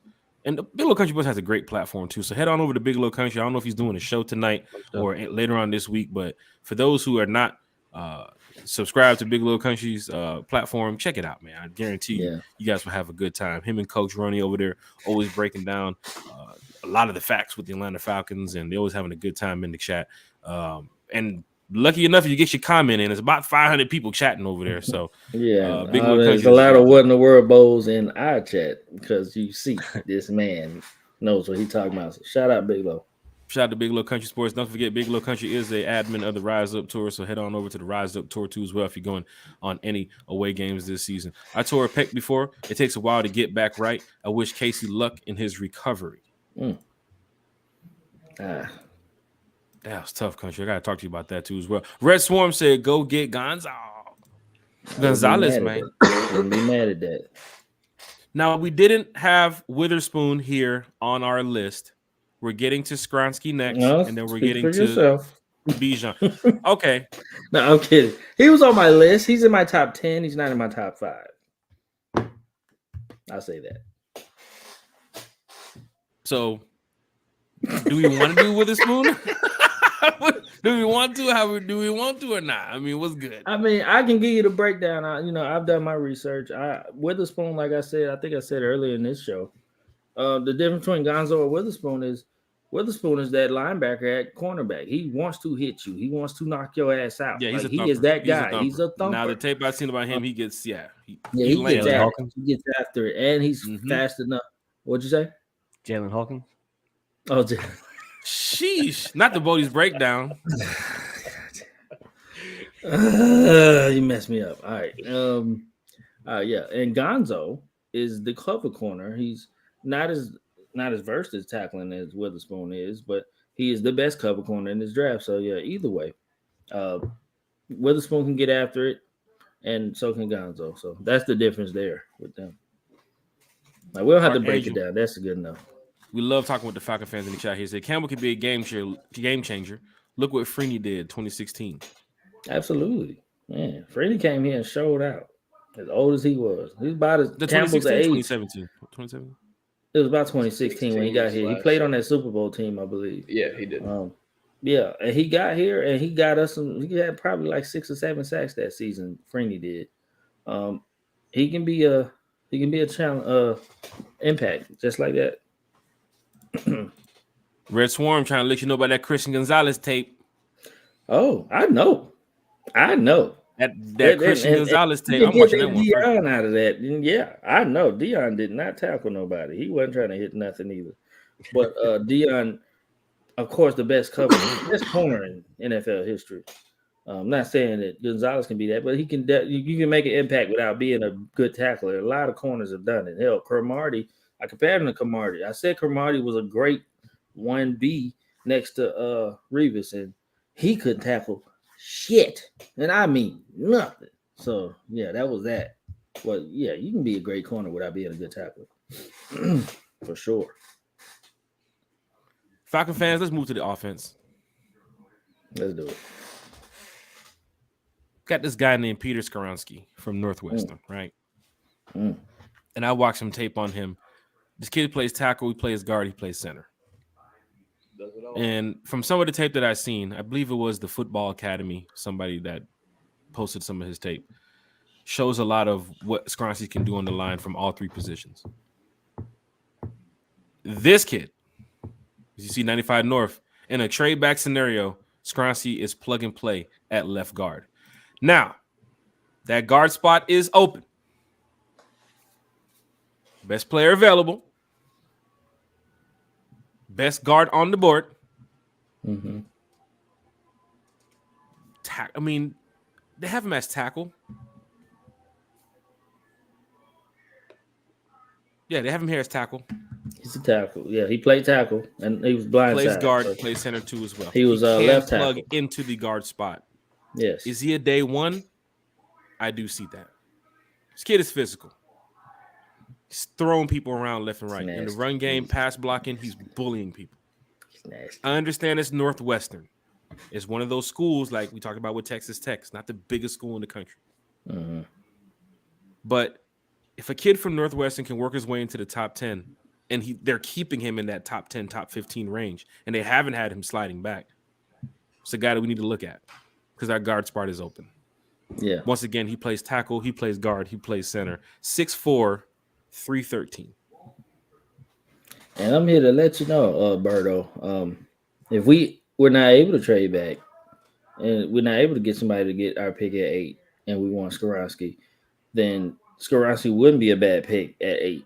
He would not be it's not the sexiest pick, you can't get butt naked for it, but it's nice. They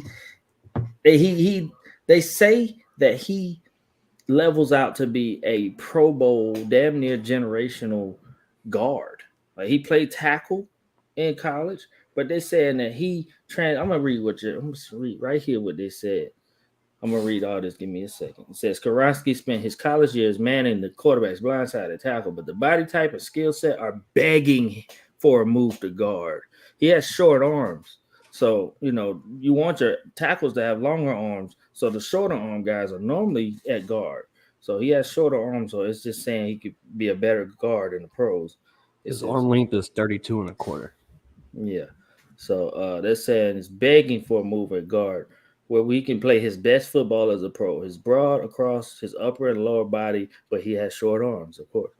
Skoronski plays with a deft bend of technique, feel, and power as a run blocker and is capable of thriving in any run blocking scheme. His lack of length can be a problem against stab and charge bull rushers and edge speed, but a move inside would mitigate those concerns. If Skoronski can get his protection anchor sorted out, he has the run blocking talent to become an instant starter and a top flight guard. Top flight of the world, Craig, of the world. This is what we talked about on One Time for the Fan a few months ago, where you show up to the draft party, you decked out, you're clean, you're looking, you're fresh, you're taking your photos, you're yelling out different names on defense, bam, bam, bam. And then Peter Skoronski is the pick at 8. Yeah. Or they trade back and get Peter Skoronski. For here at One Time for the Fan, while we're talking about it, because we're not going to hate the pick. No matter who you pick, no matter what name that we've named tonight that you pick, it's going to be a starter. That's true. We're here to enlighten the fans who's going to show up on draft day, whether at the party or you're going to show up at your house, however you're going to go to work, whatever, come home, listen on the radio, and you're going to hear a name get called out and say, why do we get that player? Well, if you listen to One Time for the Fan, we give you some inside information here on why you should like that player. Not because of us, because these scouts have already shown that these guys can plug and play day one. Jalen Carter, Tyree Wilson, Christian Gonzalez, Peter Skoronski. So before you start typing that hate message about why the Falcons did this, go look at some of the film. Go look at some of the tape on some of these guys. These guys have been playing ball for a long time. They're very good at their position.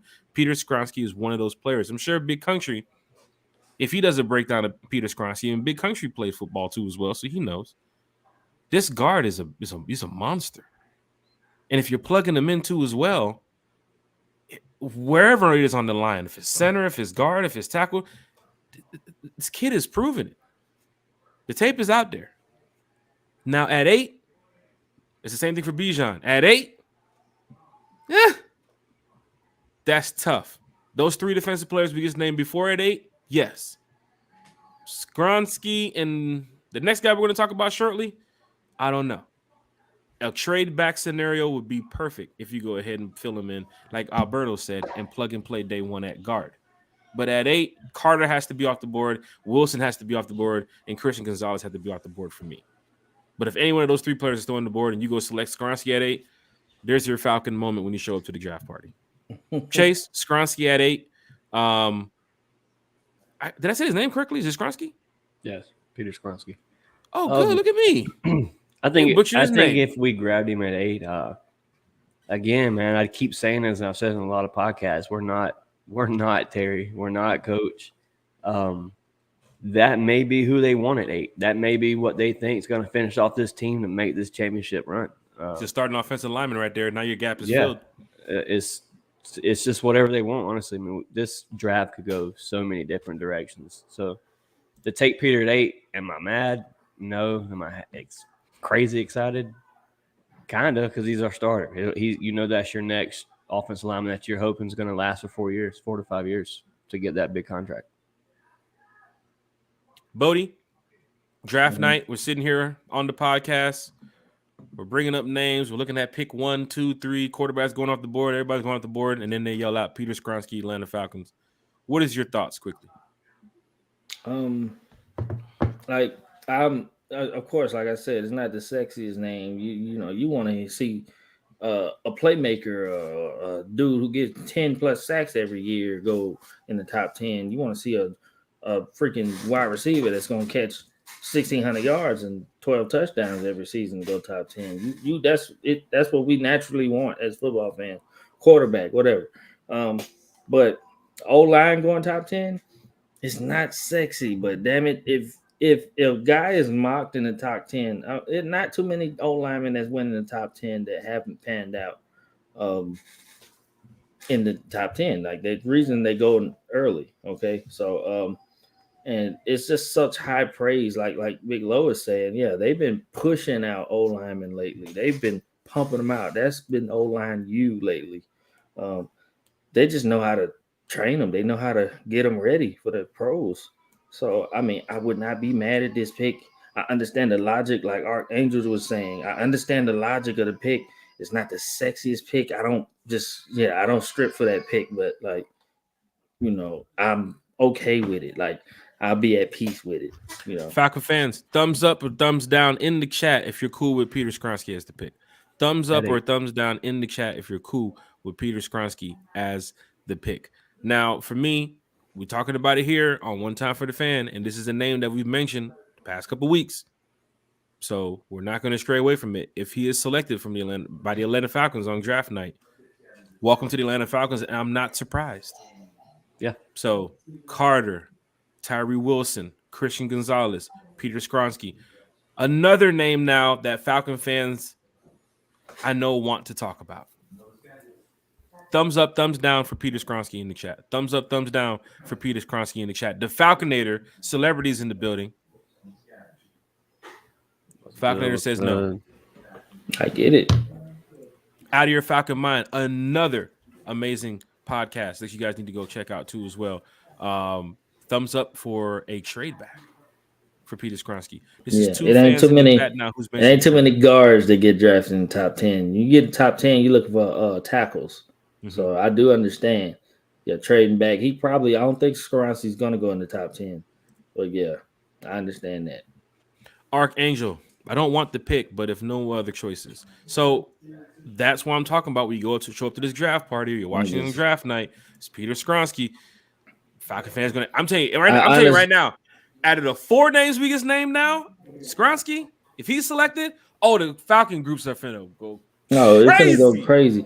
All I know is I'd rather have Bijan Robinson than Skronsky, only because the talent level. Okay, you gotta look at the talent, and you just gotta outweigh that. Not too many guards go in the top 10.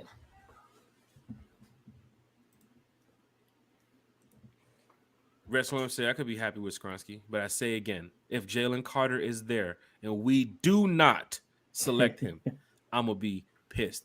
See, the thing about it is for Falcon fans, that's why we love talking to you all. That's why the name of the podcast, the name of the group team here is One Time for the Fan. We're fans. You're a fan. We're bringing this to you guys. You guys are bringing it back right at us because we want to let y'all know how we feel as Atlanta Falcon fan, and you letting us know how y'all feel as Atlanta Falcon fans. There's going to be a lot of other fans just like Red Swarm. If Carter is not selected and he's there, you're going to see the Falcon groups start going ham. You're going to be pissed. Yeah. If Peter Skronsky is selected, you're going to see the Falcon group start going ham. But I think the number one player that will get the most love from Falcon fans will be Jalen Carter if he's selected. I'm telling you right now, straight up. I might cry. Bodie said he might cry, and we're going to be here live on the podcast, so look out for that too as well. Yeah. If you're going to cry on the podcast, we're looking at 100,000 views. It'll be on World Star too. Falcons podcaster cries on podcast when Jalen Carter is selected. Cry like a baby. Yeah. Let's get to it. The last player for tonight before we wrap up the show. Bodie, 10-2 Padres over the Braves. Oh, damn. I just want to say real quick, the last guard that went high in the draft was in the 2019 draft. That was when we picked Lindstrom at 14. So panned out, huh? That panned out, but yeah, like you said, that was the last guard that went. That's the highest the last guard went in the draft the last couple of years. Pick number 14. Archangel said he's crying with you, bro. Bring your napkins draft night, everybody. Carter selected. There's going to be a lot of crying in the chat. A lot of crying. That's damn sure. Red Swarm, Will Anderson, Jalen Carter, Gonzo, Tyree Wilson, and for me, I could live with Skronsky as my fifth in order. I'm on the same boat right there with Red Swarm. I got to throw Nolan Smith in there just in case. just in case. Oh, Not he's going on to my do the list, breakdown too. on him tonight. He's on my list too. I got to throw Nolan in there. The next player to go over, we're sticking with the offense. Fans got the chatting today on the one time for the fan post when we mentioned taking a pass rusher at 8 and not going with the running back. I see what's going on Twitter. I see what's going on in the Discords. I see what's going on in the Facebook groups when you mentioned this guy's name at number 8. Falcon fans, we're going to talk about it. Bijan Robinson. This is our last player for tonight. Yeah, Jay, you're right on it. He's right there. Bijan Robinson. Now, I know where some fans who are big-time fans of Texas football or Bijan Robinson are going with this. How he could land up in Atlanta. How he would be a good fit behind Tyler. How you got CP there too as well. CP's getting to that age where, if he's even in a more pass-catching role, you still have 2 dynamic running backs ahead of you who can fill in, and help you out. But at 8, yeah, running that's back's tough. Last, man. That's tough at 8. I'm good on a trade back. Skronsky and Robinson, I'm good on a trade back with Bijan. 2 mocks I did had Bijan going like 17 and like 21. Not in the top 10. I believe there's some media now that's slowly pushing Bijan to Atlanta. Though there are some, NFL scouts and a couple journalists who are saying Bijan would be a good fit in Atlanta. And don't get me wrong, he's a phenomenal player. And to add him to the running back room with CP and Tyler being a 5th from last year. Avery Williams, you don't see him in the run game much. And of course, Caleb Huntley, I don't know if he's back to the Atlanta Falcons too as well. But if Bijan is selected, it would be cool to see here in Atlanta a dynamic duo between Tyler Algier and Bijan Robinson. But I have to say, you drafted Tyler in the 5th round last year. Kid put up over 1,000 yards. Does he not give you the confidence that you need for next season at running back where you have to go draft one in the 1st round? I don't think it's needed. At 8? At 10? At 12 for your team? Not talking about the Lions, not who just lost Jamal Williams. We're talking about the Steelers. We're talking about the Bengals. Talking about the Atlanta Falcons. Yeah. In the 1st round. And here's my take. You can get a running back in the later rounds. I'm gonna speak on that shortly. Yeah, go ahead, buddy. Yeah, that you took the words out of my mouth. Running back has been so you've been able to find running backs all through the draft very much lately. Like it's different. Okay, back in the day, you can draft a running back 3rd overall, like Trent Richardson, 2nd overall, wherever he went, or Adrian Peterson at 8 back in the day. When he got picked right in front of the Falcons. I think he went 7th, and then we picked 8th. I remember that because I wanted Adrian Peterson that year. The days of running backs going in the top 10 are just diminishing because it's so much running back talent coming through. Paid less too. Right. It's so much, and there's so many good running backs, and they freaking we talking for an hour on Bijan. And it's just so many. There's so many running backs, and they do so many good things, and it's not hard to feel. I mean, not to say this, but a lot of running backs, it's just easy to find them. Okay, we're talking about a Pacheco in the 7th round who just quite literally helped the Chiefs win the Super Bowl this year.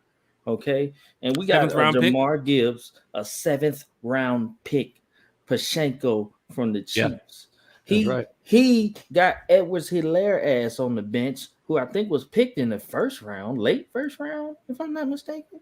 Edwards-Helaire. He's played more than him, and he was a 7th round pick this year. And Edwards-Helaire been in the league like maybe 3 years. Okay, that's different. And then we got there are running backs all up and down this draft. I personally, like Big Low said, would like to have Jamar Gibbs. I done seen this man run, and I might be in love with this man. I'll get naked for him Big Seen low. the picture of I'll the do it. Falcons scouts I'll talking do with Jamar Gibbs at the Alabama Pro Day too. Okay, as well. like that's a real thing. I think they're thinking about that. I'm pretty sure they're gonna add to this running back room as well. But yeah, at 8, I will say this: Bijan is an animal.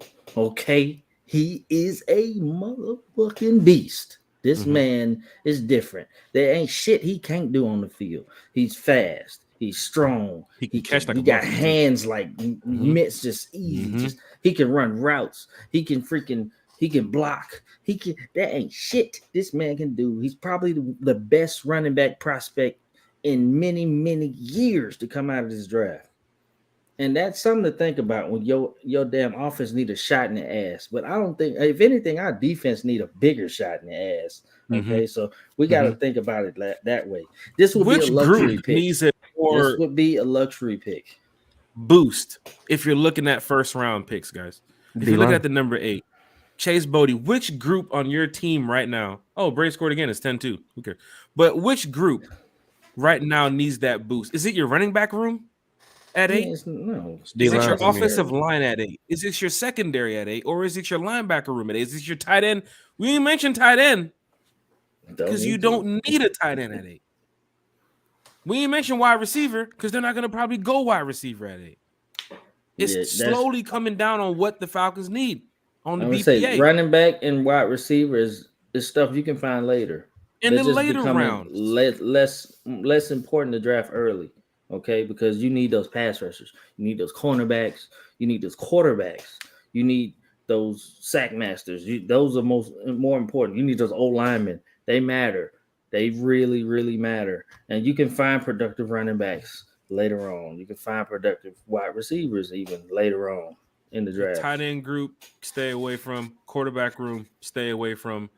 Even in the linebacker group, unless you're going like that edge, the outside linebacker. I mean, Tyree listed as the OLB edge. So if you go middle linebacker at 8, people's gonna say, "What? What? Yeah.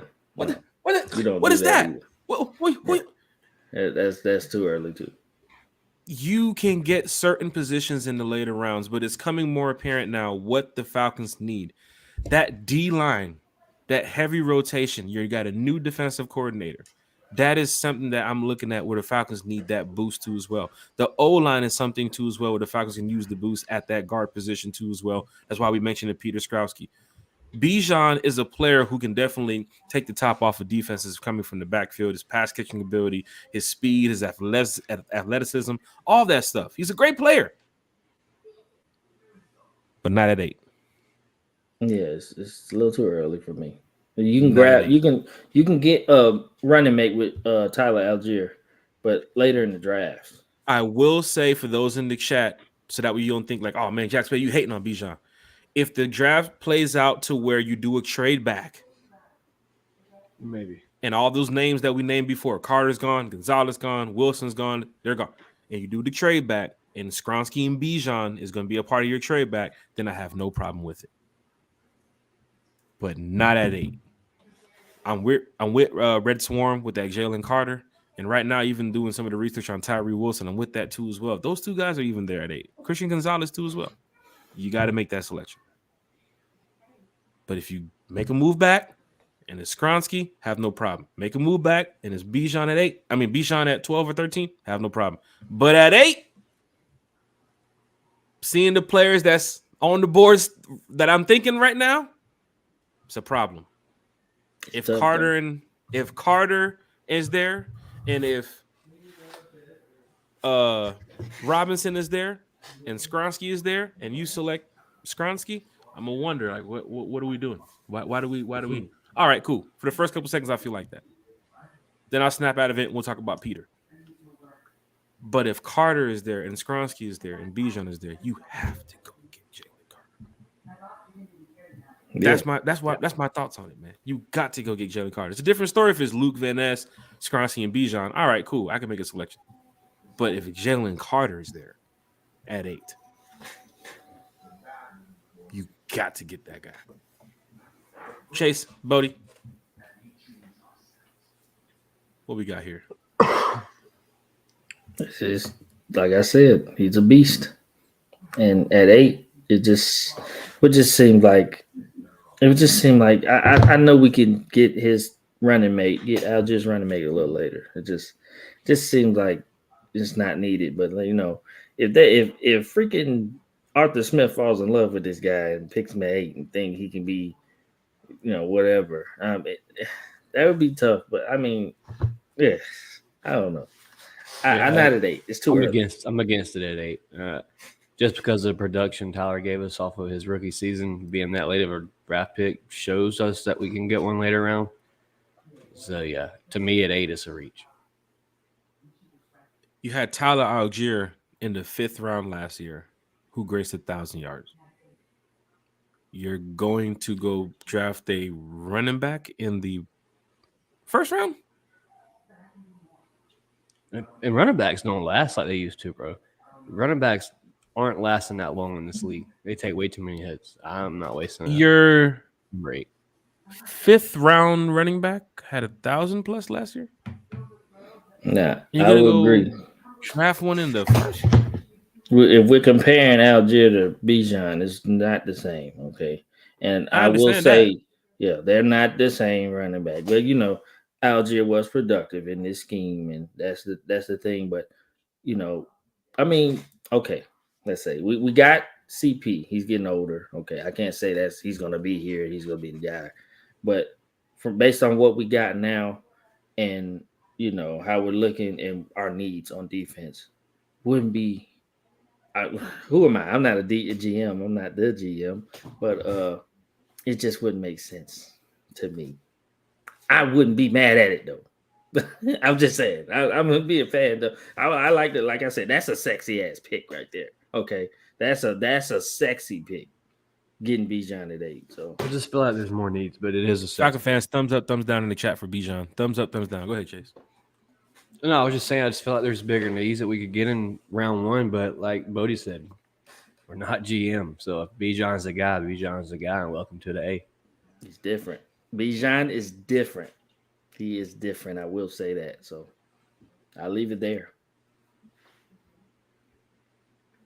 Falcon fans, I'm looking for country. What do you say? Red Swarm. What's the Cash App, fellas? I got to tell y'all boys, y'all put on a great Falcons fans forum. You 3 are knowledgeable on your own team. And I like the cohesiveness that you boys have to share. I'm a fan. Let me tell you something, Red Swarm. If you want to donate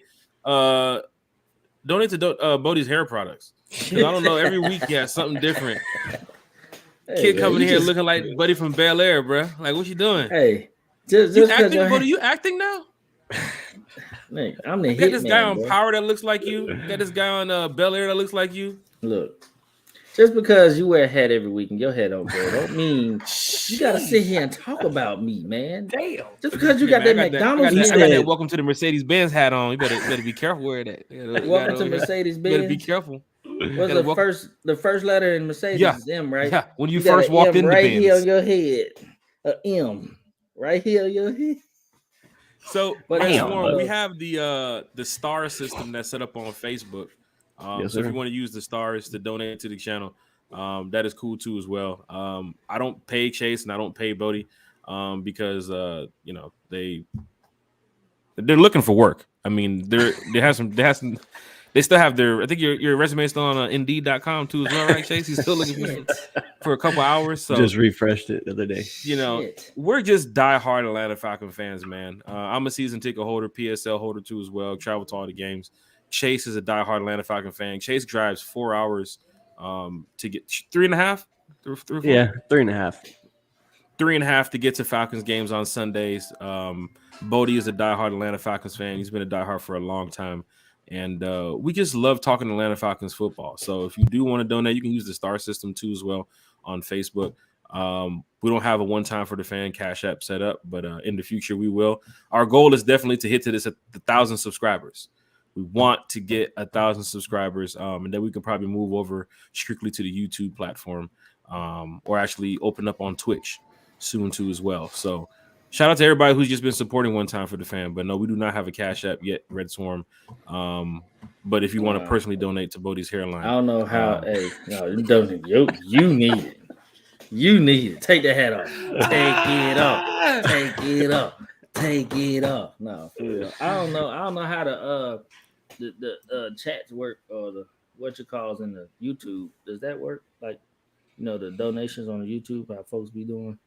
Country could probably fill me in more. We probably have to unlock it or something. I'm Yeah. sure there's The some way to Superman do it shit. on Some stuff you YouTube. got to unlock. It's a Superman chat. Yeah, I'm sure there's some way to get it done. But we do appreciate all the support from all the Falcon fans because this Superman podcast is for chat. y'all. Bodie can tell you it's a Superman chat. Shout out to Big Country. You got it. It's a Superman chat. Chase and Bodie, Boo Man, everybody in the One Time for the Fan chat can tell you every time we bring content, we talk about what's going to be talked about in the podcast. It's always how can we keep the fans engaged? We love talking to the fans. Like Chase is like, bro, I want to go live right now. It'd be a random Tuesday night. Like, let's do a short or, let's put another video together because we love talking Falcons football. Like, honestly. And we're always in the bends. We're on the road too as well. We're not your couch GMs.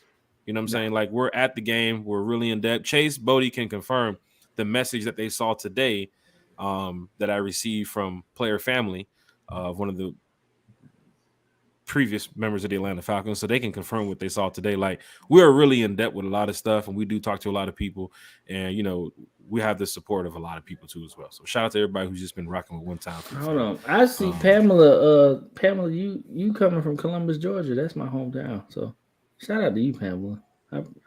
Shout out to Columbus. I'm from Columbus. I'm in Conyers now, but I'm a little bougie now, but. He got money. Dirty Bird is in the building. Said Bijan fifth on my board, fifth on mine. It's the difference between a good running back and a Hall of Fame potential running back. Good to have you in the chat, Dirty Bird. Yeah, man. Welcome. Like you said, this man's different. They ain't spoke on running backs like this in a long time. So, I mean, he's in the mix. He's in the mix to be picked. That's a good just a question off of Pamela's post there. What would it take to trade up to get Carter? Where could we move up to the Seahawks spot to get Carter? That's something to watch. That's a thing. So a couple mocks been saying Tyree to the Seahawks and Carter. If the 4 quarterbacks go in the top 4 and the Tennessee moves up. See, there's different scenarios. That's the problem. Is the scenarios you're looking at. Is the Titans going to want to move up? Is Houston going to want to trade back? Yeah. What are the Lions going to do? It's some different things to look at when it comes to the draft night. We're just focused on if it stays the course with the 4 quarterbacks going early and then Will Anderson going 5. Lions may be looking at, and I heard Dan Campbell's comments too about Jalen Carter. So I'm like, he likes a Jalen Carter guy too as well. But also, and if anybody need him, it's the Lions. They are ass. Their defense is ass. You thought ours were ass? Their defense sucks. So, I don't want to give up much in a trade to where your 2nd round and your 3rd round guys are gone because we've been drafting well over the past couple of years. And I want to see a lot of solid picks here in Atlanta. But if you do try to trade up, it's going to be giving away something. I'm hoping you give up something maybe in 2024. Yeah. But if you're giving up your 1st and 2nd to go move up from the 8 to the 6, no, it's not happening. Detroit, you can kiss our ass. It's not happening. So it's possible. But Pamela Johnson mentioning that Carter is not going to be there. 2 other fans in the chat mentioned as well. Carter is not going to be there at 8. So that's why you have your board. There's different players to go around. Either Terry picks up the phone and calls somebody at 5 or calls somebody at 6. It's not going to happen. All right, Carter's gone. Who's next? Christian Gonzalez is there.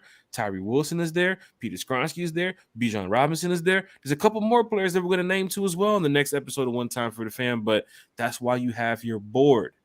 So Falcon fans, I hope everybody has their board too as well. Red Swarm just gave us his 5 players. We've been mentioning here who we've been talking about on One Time for the Fan. A player is gone, you just X him out and go to the next one. Yeah. But you do your due diligence on these players. Carter, we mentioned. Tyree Wilson, we mentioned. Christian Gonzalez, we mentioned. Peter Skronsky, we mentioned. Bijan Robinson, we mentioned. All 5 of these players would be a good fit for the Atlanta Falcons. 2 of them we think would be better on a trade back. 3 of them would be good at 8. 1 you might have to call and trade up for, but you're not giving up 2 in the fucking. I'm sorry. It's not happening. Yeah. All right, so real quick. Top 5 players we want to draft. Go, Chase, go. Top 5: Jalen Carter, Tyree Wilson, Christian Gonzalez. In order. Peter Skronsky. Right? Yeah. In order, we'll go Jalen Carter, Tyree Wilson, Christian Gonzalez. 4th, man.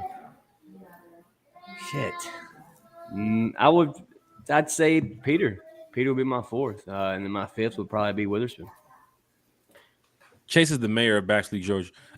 Bodie? This is my personal list. Judge as you will. Jalen Carter, Christian. I didn't even name. I got Will Anderson first, but that's not gonna happen. But Jalen Carter, Christian Gonzalez, Peter Sharonsky is third for me. Bijan is fourth. Okay, and Tyree is fifth. Okay. That's just me.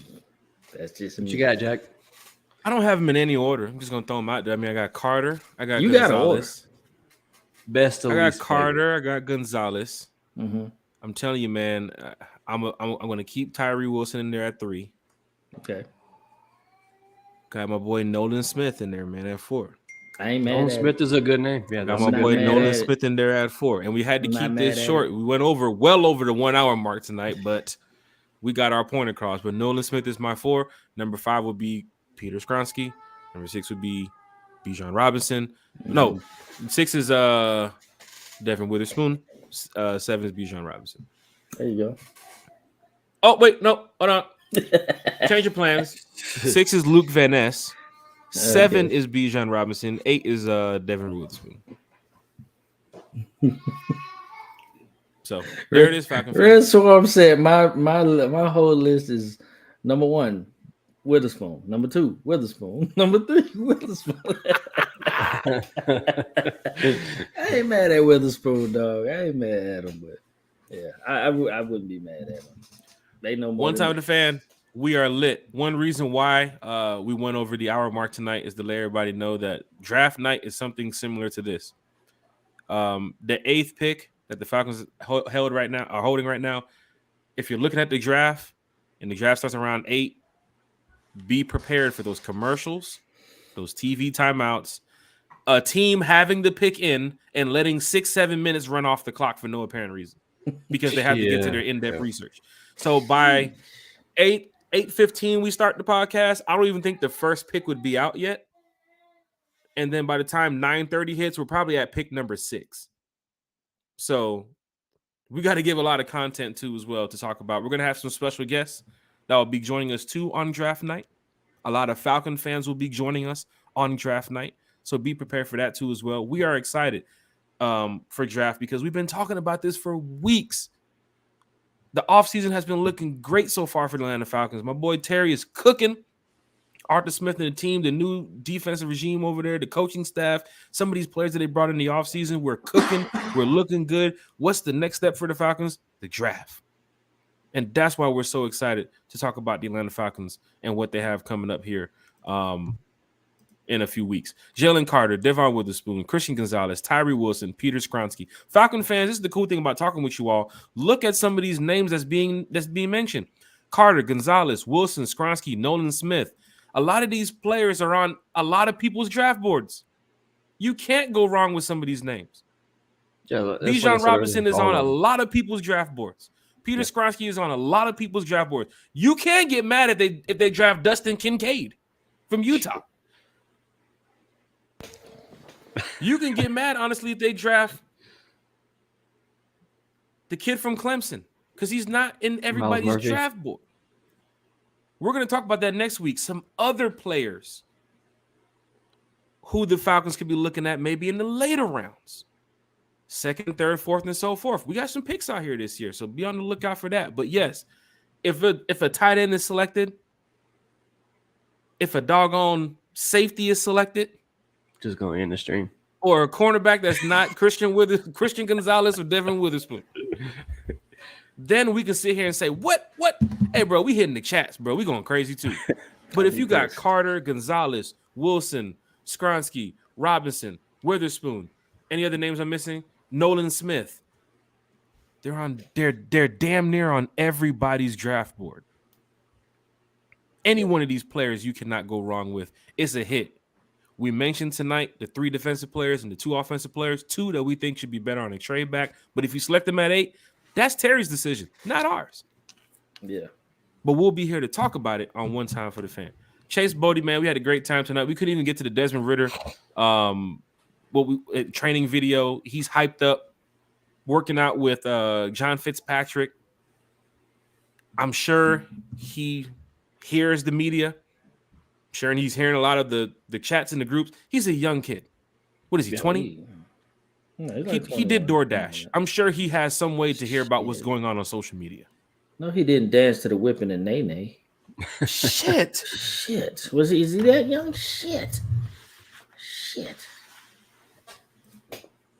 Big Low Country, Coach Country, Big Low Conspiracy, lead singer of the Southern Silk. And that's Southern Silk. Southern Silk is apparently, see, that's the thing about country, man. I wanted to be the quarterback of the Atlanta Falcons. I wanted to be QB3. Then he wanted to be QB3. I was going to be running back forward, and he was going to be running back forward. Now these guys got a damn singing group. They got a damn they going to the Apollo soon. I think it's him, Steve. Who else is in the group, country? Southern Silk. Is it Smitty too? This man got all these nicknames. This is funny. Every superhero needs theme music. Great show, fellas. Red Swarm's in the building. Appreciate it, Red. Appreciate it. Pamela Johnson. That's my quarterback, man. Love me some Desmond Ritter. We'll talk about Ritter on the next. That's our quarterback.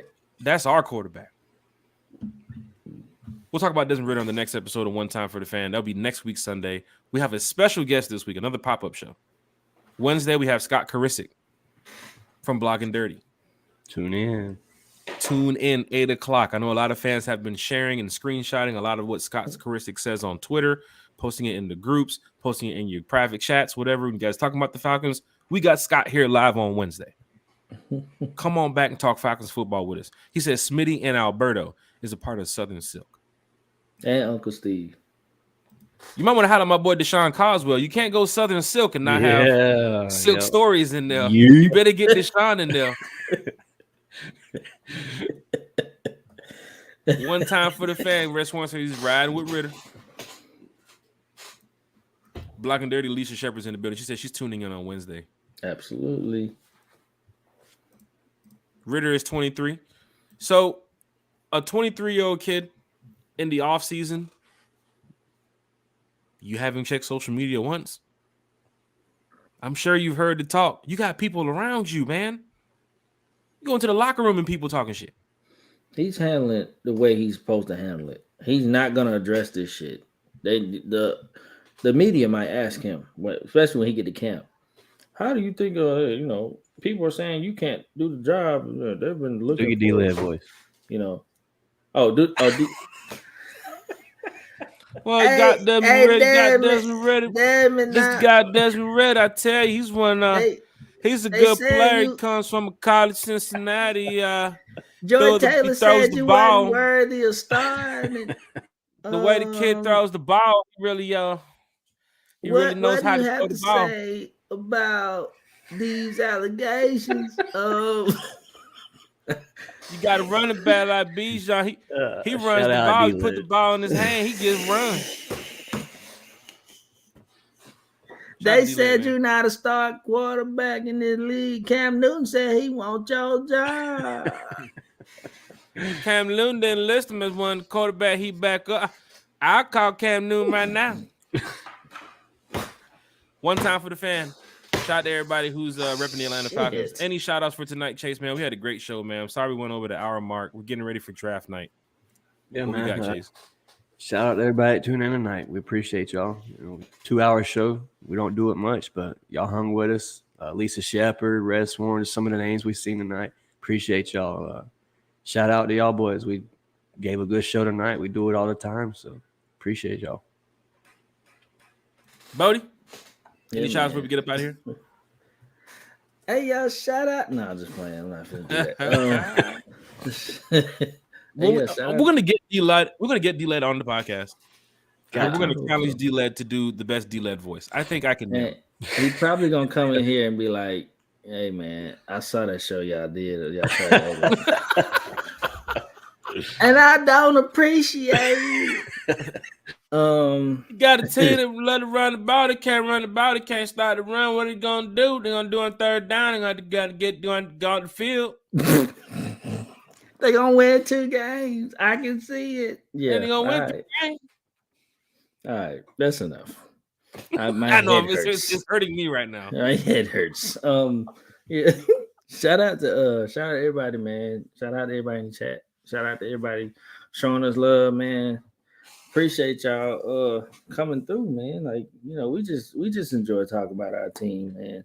And of course, we want the best for our team, and we're gonna have a lot of different opinions about who we should draft, what we should do, and all this other stuff. And I mean, it's all for the good of the team. We all in this together. So, like,